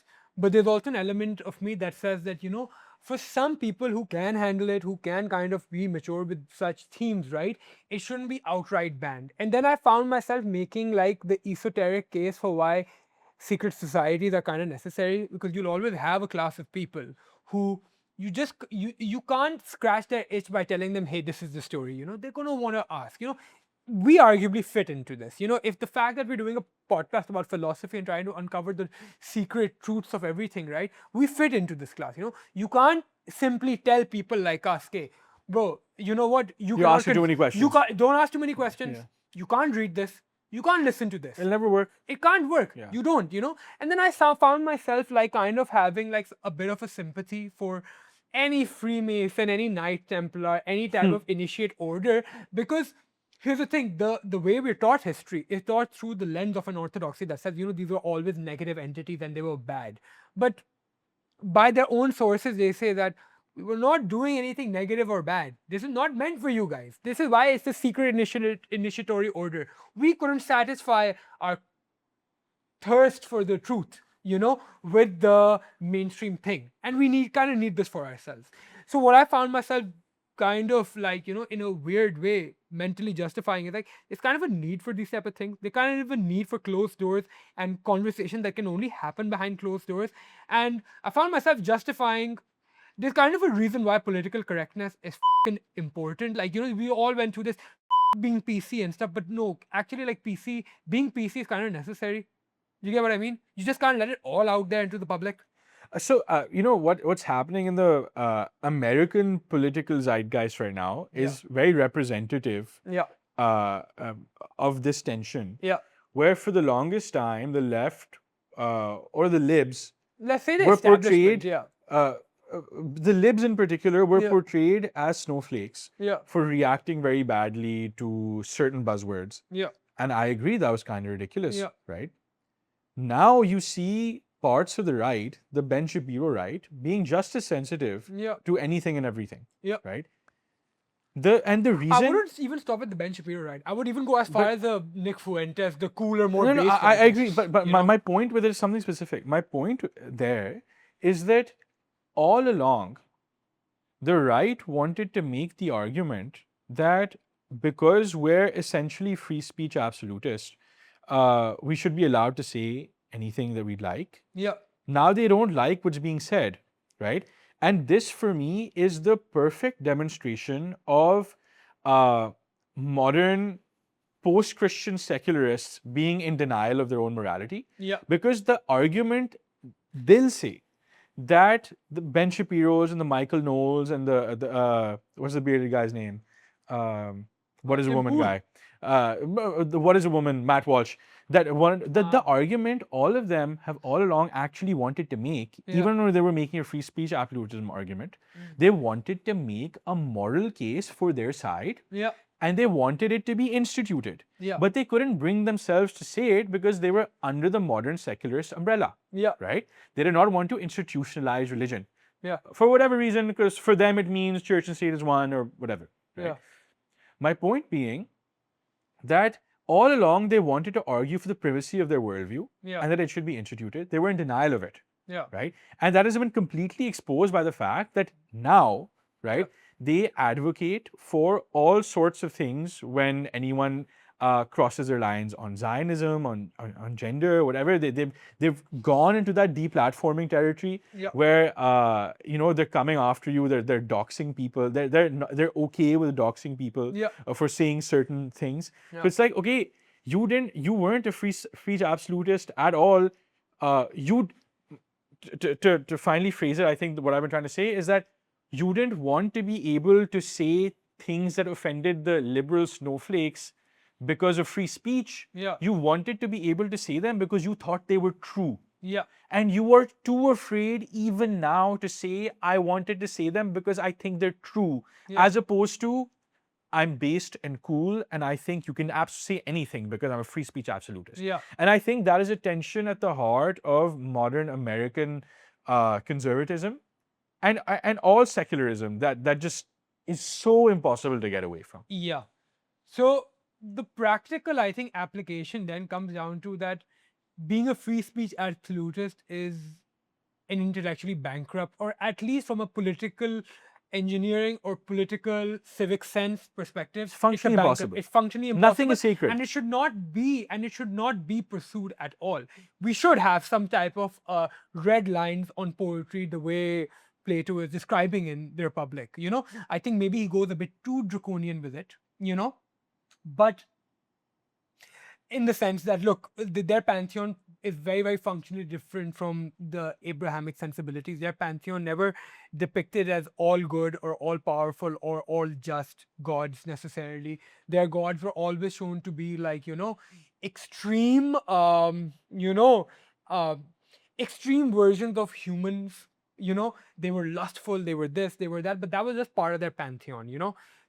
You can't really censor that because that's kind of what they grow up around. You had cults of Dionysus, you had cults of Apollo, you have cults of this or that. And there's certain parts in book 2 in particular that make the logical construction of the Republic completely unpalatable for the average Abrahamic and specifically the Islamic believer. Because you're in a world that religious acts are there's no dogma in orthodoxy the way set in stone the way that you have in it's a lot in Abrahamic religions. It's a lot more regional, right? It's a lot sacrifices play the biggest role, offerings up to the gods, which is why the fulcrum around which the appearance of justice versus the actual justice is instituted is the idea that that actual injustice and the appearance of justice allows you to accrue a lot of materials and a lot of prestige that you can then offer on to the gods and persuade them a certain way. This is not the calculus that any Abrahamic person thinks with, right? There's belief that's important there. There's a sense of right and wrong and internal calculus that's important there. So right at the beginning, right? My academic self looks at this and says, okay, this is fascinating as a thought experiment. And my actual self looks at it and I'm like, I cannot relate to this at all. When you're talking about, when you say things like, there's a point when they're talking about the underworld being a terrible place. Right? And saying we should remove this myth but that describes the underworld as terrible because what's going to happen is that's going to make men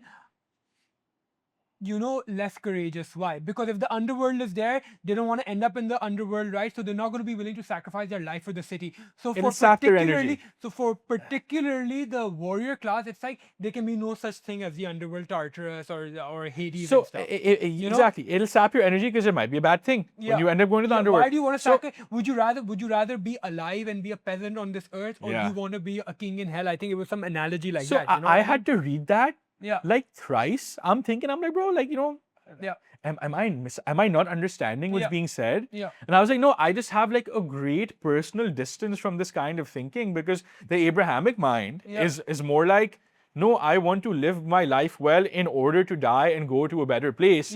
When I get told that there's the option or the possibility of something terrible in the afterlife, right? I get more motivated to live my life better, to sacrifice and do all of those things, whether it be in everyday life or in an extreme situation where you're forced into battle, sacrificing your family, whatever, right? So it's like this, it's a very, as universal as certain logics within the Republic are, this for me is just a complete severance of the umbilical cord of any registers. I'm like, bro, I completely understand where you're coming from because I'm familiar with your tradition. It's not jarring. I've read this since I was a kid, right? But like, I personally, it is genuinely difficult for me in that moment to put myself in those shoes. It takes a bit of intellectual labor. To put yourself in the perspective of a believer of the Greek pantheon. Okay. That being said, what he is kind of advocating for with his limitation on poetry is kind of a severance from the past. Severance from the tradition that, these Greeks have been passing out, these great works of art, the Iliad, the Odyssey, the Hesiod, which sometimes portray these gods in negative light, and they don't even look at it as negative lights, but in human lights. These gods have human emotions and human tendencies. Zeus is a womanizer. Poseidon is jealous and stuff. There's a story of Zeus taking a woman not to bed before he can even reach any inner court because he says, I can't control myself. And that's like the ultimate god. And then you have the particular Achilles examples where it's like we need to censor Achilles, who's the god of all warriors, who's like, the gold standard. I think people still allude to Achilles, like, that's how powerful the image of Achilles is. We've got to censor Achilles. Why? Because Achilles was a spirited man who had anger. And anger was the vector through which you could rebel against the rulers, So let's make Achilles very, very PC as well. So once again, it comes down to, with the nuanced conversation about poetry, it's like, okay, I understand the need to have some, sacred cows. We don't talk about this stuff. But the degree to which Socrates is advocating for it in the Republic, it's like, I could never get myself to support something like that. Absolutely. And the full irony of all of it is that poetry in their thing is storytelling and stuff. Brother, the Republic is a story. That's and that's what kind of gets me like, don't take this seriously, because there's a meta irony there in of itself where it's like, let's ban stories. And what you're talking about is actually a story. Ultimately, it takes a story form. Let's not imitate, fake worlds, but then that's literally what you're doing. You literally made a fake character of Socrates and a fake character of Glaucon and a fake character of Adamantus, and you're imitating them, right? So the levels of irony are just there on a lot of different levels. So the psychological reality of a community needing shared truths to exist Yeah. is that, okay, this is this bare minimum of things that are not questioned, Yeah. right? And we're going to use any poetry that does exist. And, I didn't get to book 10, but apparently in book 10, they're trying to ban everything or something like that. Yeah. But in book 2, at least, what they're focusing on is fashioning myth into acceptable forms. Yeah. Right? Now, in a strange sense, Iqbal does not have a comprehensive theory of aesthetics or art, but I read his intro to this compilation of art, and it was Chaghtai's paintings, and I think Hafiz's poetry or Ghalib's poetry, in which he's written an introduction. We can put it up. It's really fascinating. It's not a text like many people know about. My friend found it somewhere and sent it to me. In which he's saying that Iqbal said that I don't think true Islamic art, save architecture, has actually begun to be produced at all. Yeah. Because I believe that, I'm paraphrasing, that the role of art in religion is to glorify religion, glorify God, and bring you closer to spiritual realities. Yeah. Right? Now, this is that kind of instructive, didactic view of what art should be. On the other end, you've got the aestheticists, like Harold Bloom, who champion people like Harold Bloom who champion cognitive complexity, aesthetic depth, and quality. And their idea there is that this leads to transformative psychological awakenings, where you have complex gray characters that never fully resolve, and you put yourself in their shoes, and through that you undergo psychological transformation, and you become deeper. Right? I'm not going to speak for Iqbal, but in a general sense, that more instructive register of art, of poetry, of music, etc., would say that that psychological deepening does not have ultimate societal or soulful value because it's not taking you towards the good. Yeah. Right?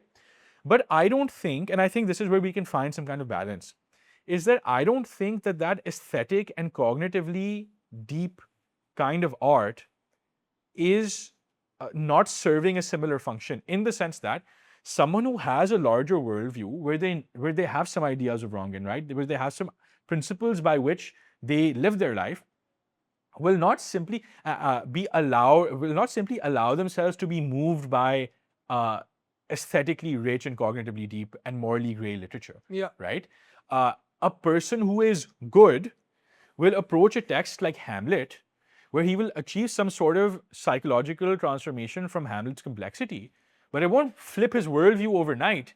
He will, in my opinion, then use that cognitive complexity, that psychological deepening, in order to better implement his own ideas of right and wrong, wrong and right. I'm not being able to, necessarily concretize this as I'd like to, because this is something that I'm coming up on the fly, but it's something we work on later but as well. I feel like then, then the practical takeaway for that comes to, it's like the people who are capable of that type of philosophizing, they must find themselves into the guardian class. Exactly. Tum log to capable hi nahi ho, and this comes down to the second point of after poetry.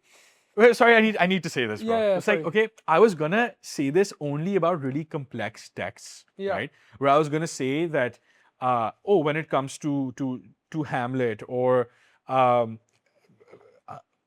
certain works of Borges or anything that has a lot of grayness and inconclusiveness in their moral treatment of the protagonist, right? I was gonna say that much like philosophy, perhaps those things need to be, or just naturally are, gate-kept, right? Not a lot of people are going there to get that cognitive depth. But the crisis runs so much deeper, and the finest example of that is Obsession. Yeah. Have you seen Obsession? The movie? Yeah. I haven't seen it, no. Bro, Okay, by the way, I enjoyed it so much. I don't have any great critical take on it because, like, I'm just not into cinema like that. Yeah. But bro, it was a fun watch. I really enjoyed it. It was entertaining. My brother keeps saying it's a documentary. I talked to him about it today, but He's like, bro, I'm like, what do you mean it's a documentary? He's like, it's how good is that, bro? It's a documentary, not good is that? I'm so like, yeah, I was "Fair, raised that's kinda reading. funny." I was raised reading a Yeah. friend of mine. Yeah. I was like, yeah, what I love about Obsession. Everyone's talking about the acting and the drama. What I love about Obsession is that it's actually a really great treatment of how real world relationships go. Yeah. And she was like, what the fuck's wrong with you? But obviously, jokes, right? But bro, so there was like, and people who've seen Obsession will get this. There were memes about this, but then there was genuinely a class of people saying, hey man, I actually think my hot take is that Bear was actually the villain. And if you see that haven't movie, seen the yeah, movie. but if you see that movie and someone came and said this to you, you'd be like, yes, and water is wet, and the sky is blue. Because like just to TLDR it, in that movie, Bear is the guy who wishes that the girl falls in love with him, right? And then knowing that something freaky is going on where the girl's not actually her, and then she's been, taken over and is still present in her mind, but is being forced into this relationship, he carries on that relationship, right? And there's like themes of sexual assault, that's censored in Pakistani cinema, so I didn't see it, can't comment on it.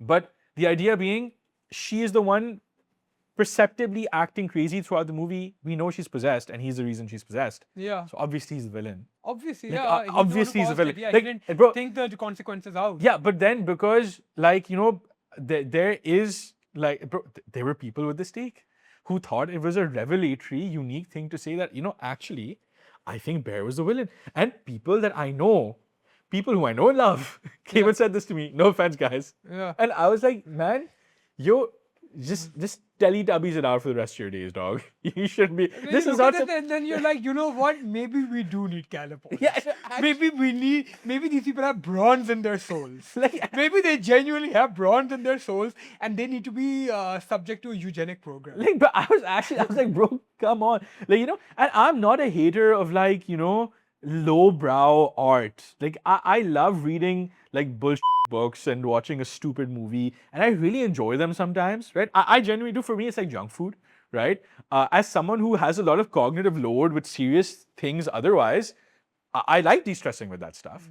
And I think it's like a skill of its own to enjoy that. But like sitting down and then trying to decipher things and like coming away with a steak, it's like, bro. I don't know, man. I can't LARP at the bronze soul. I can't do slop. Moving on. So after the poetry, another one of the social engineering, proposition that Plato presents us with in the Republic is the noble lie. Now, the noble lie is necessary. Simple as. I think the noble lie is the most. The noble lie is the one outrageous proposition he makes that I look at and I'm like, yeah, 100%. 100%. This I'm going to take seriously. This I'm not going to be trying to be Straussian with. This is meant to be taken seriously. We need the noble lie. We need both levels of the noble lie, So, not his noble lie in particular. So, give an example of the noble lie. It's the first part of the noble lie is that all the warrior class, you guys are born from the soil. You guys only have the deepest levels of eros and attachment to Mother Earth. This is where maybe the idea of Mother Earth comes from. You're Because appetitive people. Yeah. You are not your appetitive people, the spiritedness class, the warrior class. Oh, I thought you were talking about the producers. No. You're talking about warriors. They don't even. Here's the thing. The funny thing in this is that it's mostly about the warriors and the rulers. The entire text is about the warriors and the rulers because they think like the producers. No, are you? So right now you're talking about? I'm talking about the noble lie. Okay, no. But which class were you talking about right now? The warrior. Okay, class, my bad. the I middle- thought you were the talking. silver Okay. I class. thought you were talking about the third. Yeah. Okay. And most of the book is basically about the Yeah. warriors and the rulers. Like the bronze souls are like, bro, these guys only care about bodily desire and self-preservation. We will just coerce them into doing what we want. So don't really talk much about the bronze soul. It's like inko to farak nahi padta hai. We talk about the guys with the spiritual hunger and we could talk about the guys with the intellectual hunger and the symbiotic relationship between them. So for the guys with the spiritual hunger who are the warrior class, right? We need to give them this noble lie, which is that you are born of the earth is your mother. You have a familial bond to this this earth. This is something that is not natural, but we must use convention to communicate this idea. What makes you more the son of Callipolis than Sparta than Athens? You are born of this earth. And it is actually you need to- perfect. yeah. But it is perfect in the specific sense that it makes a lot of sense that a universal theorizer Yeah. like Plato would come up with this, because how do you reconcile, like, for example, the Iqbalian take on nationalism is very strong, but he's like, there's nothing essentially binding you to a piece of earth, because if you're a free agent and a moral thinking human, you can essentially adopt anything that you'd like. Yeah, right? it's convention. So It's not natural. Yeah, It's not so nature, how it's does it? convention. So this is the universal theorizer of the past few thousand years, coming up with an ingenious solution of how to actually manage to bind people to that specific kind of earth. Yeah. So it's an ingenious kind of myth building that bypasses, although with great artifice, the problem of binding a universal agent like a human being to a particular piece of land as opposed to a particular array of ideas. Yeah, but then once again, right, in the context of the greater good of the society that we choose to protect, you kind of want your warrior class, you want your soldier class to believe in this, Yeah. You want them to believe in Mother Russia or Father Germany, or the land is sacred. This is the land of the Indus, This is a land where, this was, you need to create this sense of attachment to the land, that the land is special, So insofar as telling your warrior class they need to be willing to die for their I'm saying, Mother Earth. You get I'm what I saying mean? this is a good thing No, that's what I'm saying. in I a think this is system, good thing, yeah. but it's superior from the typical approach of, oh, this is Mother Earth, this is Mother Russia, Yeah. because it's theologizing it. Yeah. Right? Typically, see, that's what I'm saying now. So the typical standoff. No, but it isn't theologizing it. It's basically they theologize in the second part with the metals part. This is not theologizing because there's no God involved in this. No, but equation, right? This is just saying your mother is literally the earth. You came out of the earth. You did not come out of a womb. You came out of the earth. The earth gave birth to you. The earth gave you it equipped you with the martial spirit to do its bidding. But doesn't that part of the theological ordering? No, but theology implies that there's God involved in it, but there's no God involved in this part of the lie. This is just like, we're kind of lying to people that the earth gave birth to them. This is a literal, like, you came out of the earth. जैसे तुम माँ के पेट से निकलते हो, But see, तुम that earth के पेट से निकले, that for me, because like theology doesn't just include literal God. It's like, what is the creation myth or the creation story? In that sense, I read it as theological, and the reason it's important for me there to reinforce the point I was trying to make is that typically there's been a tension between the theological view of man and that more materialist, traditionalist view of man, which says, no, I'm Punjabi first, or I'm Urdu speaking first, and I'm a son of the soil, etc. Right? And no, I'm a universal free agent that can adopt any ideology, whether it's religion or it's Islam, communism, whatever. Right? This particular type of soft theology, whatever you want to call it, theologizes that attachment to the earth, which was earlier just an accretion of tradition over thousands of years that you begin to participate in and enjoy. And that's how you find an attachment to your qawm or your people. Now, it's something that's literally that you are born of.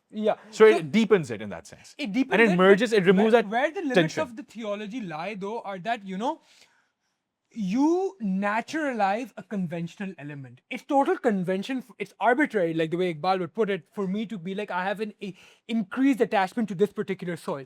So I need a convention to back that up into people's mind, right? So I tell a lie about something that is not true. Like, there's no thing that makes me more the son of Pakistan than it does make me the son of Karachi. Then it makes me the son of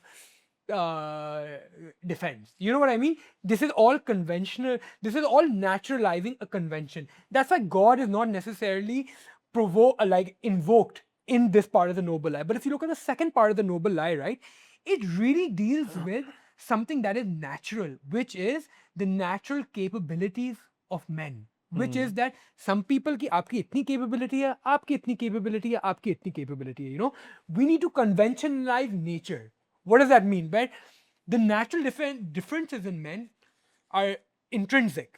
This isn't you need convention to justify this to people. Hmm. And how do you use convention to justify this to people? You invoke God. You know, nobody wants to believe they're a bronze soul or a silver soul. And nobody wants to believe their son. I'm a gold soul, but I gave birth to a bronze soul. You know, I don't want to believe that my son's a bronze soul, right? But there is a natural aspect of different capacities of people. So we need to conventionalize the natural reality. And what's the best way of doing that? Invoke God. You see, they're doing different elements. One thing is naturalizing a convention, which is attachment to the land. And the other thing is conventionalizing a natural thing. Do you get what I mean? See, the thing is, I don't see them as different. I think it's a continuum, because if you're... You need both. You need both of them to run in because tandem. ultimately, even if you're literally born of the earth, Yeah. right? I think, like, that rat race fits into a religious creation myth, Yeah. right? And God enabled it, Yeah. right? So that's still kind of, it blurs the line between what you know is what you were religious and talking what about isn't. earlier? What you were talking about earlier is that we need to give people the right cause for the wrong reason, right? Think of the first thing as that, you know, the right cause is we need you to be unbelievably attached and patriotic to the land. And how do we do that? We're going to give you the wrong reasons. Here's some myths. No, you know? of course. Yeah. But the That's second part of it is essentially that, you know, God gave different levels of souls. Some souls have gold in them, which are the best souls, and those are suited to be the rulers. Some souls have silver in them, who are suited to be the warriors, and some souls have bronze in them, which are suited to be the rest of the people, the craftsmen, the artisans, you know. This is what I mean to say is that this is giving a theology, a godly induced reasoning as to why you are inferior. You know, what this manages to do in a way, when you read it from an esoteric perspective, right, it tries to bridge the gap between tyrannical hierarchies, which are also present in the world, and also delusional democracies, which also argue for the egalitarian of everyone. How does it do this? Because a hereditary hierarchy, an aristocracy where honor and virtue is passed from son to son to son, even though the son's virtue might not be the father's, right, is also unjust. It is totally natural to rebel against such a hierarchy. You can't really argue in favor of the feudal system. Do you get what I mean? You need to have some sort of a virtue mechanism to say कि यार इसका ये level है, इसका ये level है. अगर मेरा low level भी है ना, मैं कभी बोलूंगा नहीं. I have a self-interest and a self-love. I will always overestimate myself. Haven't you seen those videos in which rate yourself? Yeah, I'm a 10. Bro, you're not a 10. It's okay. Not everyone has to be a 10. But there's a self-interest part where even a person with a bronze soul will never accept they're a bronze soul. It needs divine intervention to convince you are a bronze soul. And how do you do that? You invoke God. That's the part of the noble lie where it's like, this is a natural difference that people do not want to see. And how do we convince them? We tell them God says so. Yeah. You know, and the only people who can spot the soul, of course, are your enlightened Batinia philosophers who can say, obviously, how convenient. obviously, you know, obviously. So they can tell you, okay, you have gold in your soul, you have silver in your soul, you have bronze in your soul. And then man, the lowest man, the bronze man, cannot rebel against the priest. Yeah. He can't, because the priest says, this isn't me.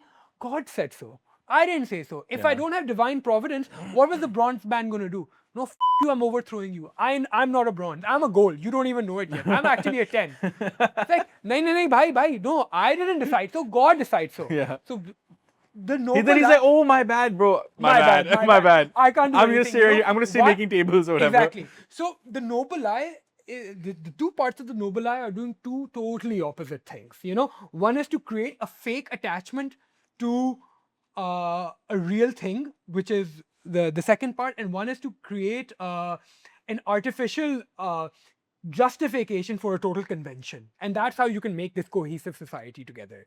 You get what I mean? Yeah. That's how that's I'm a 10. Huh? I'm a 10. I'm a 10. No, but you're not. It's okay. Not everyone has to be a 10. You know, aside. Yeah. But if someone came up to you on the street and was like, oh, how would you rate yourself in terms of your looks? You know, like, what could possibly motivate you to say 10? Like, there are some people on this earth who are actually 10s, right? Even though I feel like the people who are actually 10s, not many of them would say they're 10s, right? But like, if you're like just like a normal looking person, right? Like, if someone comes up to me and asks me, I would say I'm a confident person. Yeah. I'm not gonna go, I'm a 10. Like, no, I'm not a 10, bro. See, there's a point after which it's like, you know, it's cope. A lot of it is cope. You know, a lot of people are cope. People who tend to be more attractive are normally going to give that answer. It's like, you know what? 5 is average, 6 is slightly above average. I think I am slightly above average, so I'm a 6. You know, I Yeah. think that's what a secure person would say. He's Yeah. like, I'm kind of not going to be fake humble and say I'm a 4 because I know I'm not a 4. I know I'm slightly above the average. I might be borderline good looking, so I'm a 6.5. That's what the confident person would give as the answer. I think It's that's like actually you something. make an average. Yeah. What does 5 actually mean? You're average. 5 Yeah. means you're average. Yeah. 6 means I'm above average. 7 means I'm good looking. 8 is I'm universally, anywhere I go, people Yeah. will be like, damn, who is this person? You know, 9 is like, I'm a Victoria's Secret model. I am like the elite of the elite Yeah. looks. 10s don't exist. 10s Yeah, don't 10s exist. that's 10s not don't real. exist. 10s, like Plato's world of forms, do not exist. You know, this Yeah. is a different conversation. 9 is the highest you can go, you know? So I think most people who are like, you know, normie good looking are going to be like, yeah, you know, I'm a 6, 6.5. Yeah. Maybe on a good day I'm a 7, where it's like, you know, most people can. I feel like recognize that's a I'm good normal, looking. Yeah. like if someone who's good looking, that's a normal good looking person's answer. Yeah. Right. But you know, but genuinely, A normal good looking person is never going to answer anywhere, like, you know, who's not playing fake humble is always going to answer between like a 6 and a 8. Yeah. Maximum. Yeah. Always that's where the answer's going to But that's what I'm saying. I'm like, bro, what is this cultural conditioning in which you're going up to people and you're asking them this question, and rather than like the fact that it's taken as a sign of confidence Yeah. that you're saying this bullshit that you're a This 10. is the noble lie. Yeah, as opposed to just saying that, oh yeah, I feel like, you know, I'm like normal looking or I'm decent looking or I'm good looking, etc. Whatever that person actually is, right? And at times there would be someone who is conventionally not very attractive, right? And even they're going to say they're a 10. Right? Yeah. And it's like what that's kind of doing is it's devaluing yourself. And it's privileging the idea that good looks really matter. Yeah. Because like I'm very comfortable in saying that like anyone who's even like someone who's average, like the average stable person, is very comfortable in saying I'm average. Yeah. Right. But the insecure average person who wants to say they're a 10 is just betraying how insecure But I they don't are. think it's entirely fair to even call them insecure because this is the foundational noble lie of blank state liberalism. We are all equal. You know, we are all equal. All of us are 10s. Everyone is perfect. Everyone gets a winner's medal. It's not even their fault. This is what they've been taught. These are genuinely, these are the highlights, you know. They're told this because the poetry tells this, you know. Yeah. And you know what? Good for them. They shouldn't be told, keep thinking you're a 10. Yeah, bro. bro, you're right. Yeah, actually. you're a 10. That's why you'll see all this, whenever you go on like an IG or something, right? You'll see the most likes and the most Yas Queen slays on the most mid people's pictures. Why? Because it's people telling them, hey, no. You know, if you were actually one of the more good-looking persons, it's in your interest to say, no, man, that guy's mogging me, man. You don't want the jealousy and the envy to start propping up, right? You don't want them to look at you with envious eyes. You're like, no, man, of course you're better looking than me. You know what I mean? So there's all types of mechanism at play there. You need to tell the 4 that they are 10. You know? Yeah. The Batinia who can understand the truth, the gold soul, they don't need this. You know? This is the noble lie. This is the noble lie of secular blank state egalitarianism. But it's like, you know, when people are going in their friend's comment and giving incredibly exaggerated praise, on one end, I'm like, there is an element of it which is sweet. Say, I understand you're trying to be nice to your friend, but it's also dark because you're not keeping the same energy on someone who's actually that good looking. Because it's not dark because that person doesn't require it. That's why, haven't you ever seen this convention? Like the most good-looking people never post. Either they're weird about it. They're weird about it. People never post, or the best-looking people don't post. Because it's like, if you're the ugliest person, you don't want to post. Like, fuck that. I don't want to, like, you know, I don't want to put myself out there. But if you're a good-looking person, like, bro, I don't need 100, 200 likes on my IG. I know I'm mog. I go down the street. I have 20 people looking at me. I don't need this. IG posting is for the mids who want to be told they're good-looking. You get what I mean? And we post on IG every day, so please don't take this as some elitist thing. Imagine how insecure we are. We fucking put our faces out there on every single day, so don't take this personally, okay? So coming back to it, this is what's at play. I don't think it's dark. It's just what people need. The good-looking person doesn't need that reinforcement. Mujhe pata hai, yaar, I know I'm hot. Kya kar loge? I don't need to. You know, the mids need it. The mids need the reinforcement. The mids need the noble lie. Do you get what I mean? I maintain there's a darkness, and just because, and I agree in the sense that people need it or whatever, but it's like, you know, the push Yeah. to, it is dark in the sense that the push to sacralize a person, to sanitize, to reassure someone Yeah. of their worth Yeah. using this metric, Yeah. right? All it does is it strengthens the metric. So in that particular moment, the person who's average looking or whatever, maybe, you know, at the moment they're not in their physical prime. Yeah. Okay. The insistence Yeah. on giving them self-worth by Yeah. telling them they're good looking privileges the idea of looks so much that in their heart they also know they're not a 10. You know, to some extent. And They that's know, what but they leads... don't want to be told. Here's the thing, they no, know, but they don't want to be told. But listen, there's Yeah. a reason that in Yeah. modernity you have an extreme insecurity about looks that then translates in people calling themselves a 10, Yeah. having liposuctions, having all sorts of surgeries, at the very least Botox that starts here and then migrates here and makes your face blow up in weird ways, right? Yeah. So the dark side of that is that the person who's receiving your praise and getting happy about it forever moment in the moment goes, and on the back end they're taking a flight to Turkey and rearranging the entire But face. here's the thing, this is still, but once again, this is all necessary for the noble life, because what happened when the No, noble I life- agree, I'm not disagreeing with that, but I'm just saying if there's an we didn't angle. What happened Yeah. if we didn't have this and everyone knew the brutal truth about what it is? Everyone knew the brutal truth of where they stand and stuff. If they're not getting that reinforcement anymore, then you get the incel uprisings that you see today. Then you see it's not. I think people do, and that's where you're getting there. There's something. It's you need to falling keep apart. telling The them. lie's falling apart. You Yeah. need to keep the noble lie of telling the mid, no, yes, Queen Slay is necessary. That's what I'm coming at, because what happened if you take away all aspects of the noble lie? Either you have a genocide of the actual eights. Yeah. There's a possible genocide of the Chads, Yeah. which is not that far-fetched if you read like Elliot Rodgers' manifesto or like have an idea of what these guys are talking about. Or you have a large force eugenic type of thing. You need Elliot the noble Rodgers lie. is incel? Yeah, the OG incel, yeah. Is he the... Okay. Just a question. What do incels feel about like guys who just have normal relationships with women? Like, do they hate them? Yeah, I know that they hate women, Yeah. but I don't know what their feelings are about guys who just have normal Yeah, relationships. they do, yeah. Yeah. Of course they do, yeah. And once again, all of this is tied to the breakage of the noble lie. This is the noble lie. Well, okay, I don't care what Strauss or anyone have to say that, oh, he's being tongue-in-cheek. The noble lie is necessary. I with the noble lie. That's my red line on the noble lie. Totally necessary.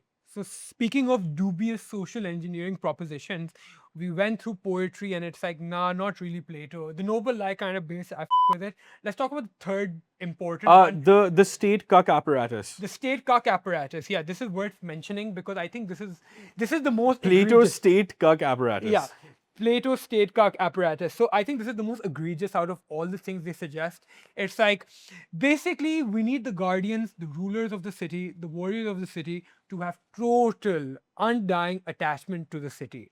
They can't have avenues of private desire, like their families or their wives or their children. Their entire eros should be oriented towards the city. And how do we do that? We ban families, we ban wives, we ban children. How do we do this? Now this works in tandem with the earth myth of the noble lie. Kids don't know their real parents. They come from the earth. When kids are born, they're taken away from their parents.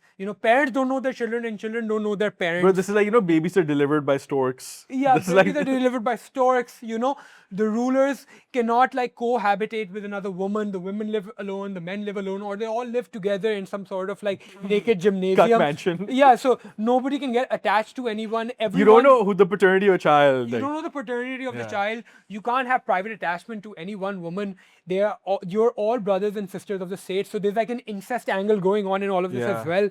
So it's like, you can't have a wife. That's your sister. That's your sister of sister earth. So everyone is under this forced state of incest as well. Because if we can't have wives and we're all children of the earth, that means we're all siblings, right? Yeah. So it's the And most... Karl Marx found this absolutely scintillating, and he built a worldview out of it. Communism. Yeah. And Karl Marx looks at this and says, this is a great idea. We should not have private property and private families, and we should be addicted to state cuckery. let's make communism. Let's build the cut mansion. Yeah, so this is basically like Just as a disclaimer, Yeah. like we know that he didn't explicitly build his philosophy on top of this. There's obviously a tongue-in-cheek element to Yeah. this, but there's enough consonance that this is a valid form of parody. I would say the valid form, the genuine valid form of actual critique you can make about this is that this entire part stands as the most damning indictment of any ism, any ideology possible. I don't mean like a religion, but I mean particular a political philosophy. And any hyper literalist reading of the Republic's Calipulus. Obviously this, yeah. So people in in some sort of sick but misfounded pursuit of their perfect utopian ideology, like perfect communism and perfect socialism, they have or perfect Nazism, even for whatever that means, right? They have embarked on egregious social engineering politics. It just kind of goes part and parcel with any political philosophy or any political ideology, so to say, be it a libertarianism, be it a communism, be it a socialism, be it a Nazism. There is an latent element of egregious social engineering, and this is the first time you kind of see this is in the Republic of how do we want to engineer this perfect social class of rulers. The Guardians are not too dissimilar to the Vanguard. The Vanguard, and the Vanguard also would famously Trotsky's Vanguard, they would all eat together and sit together, and they were anti-private property, and this is for this arbitrary perfect utopia that we've envisioned. So I really read this entire part as not just a practical limit of what philosophy is capable of, but also a damning indictment of what ideology is, And it's kind of like, I look at it and I'm like, I'm kind of anti-ideology, anti-anything, anti-conservatism, anti-liberalism, anti-any ism is what I take away from this part. Interesting. Yeah. Okay. What do you think? No. I think I don't have anything else really to say about it. It's just that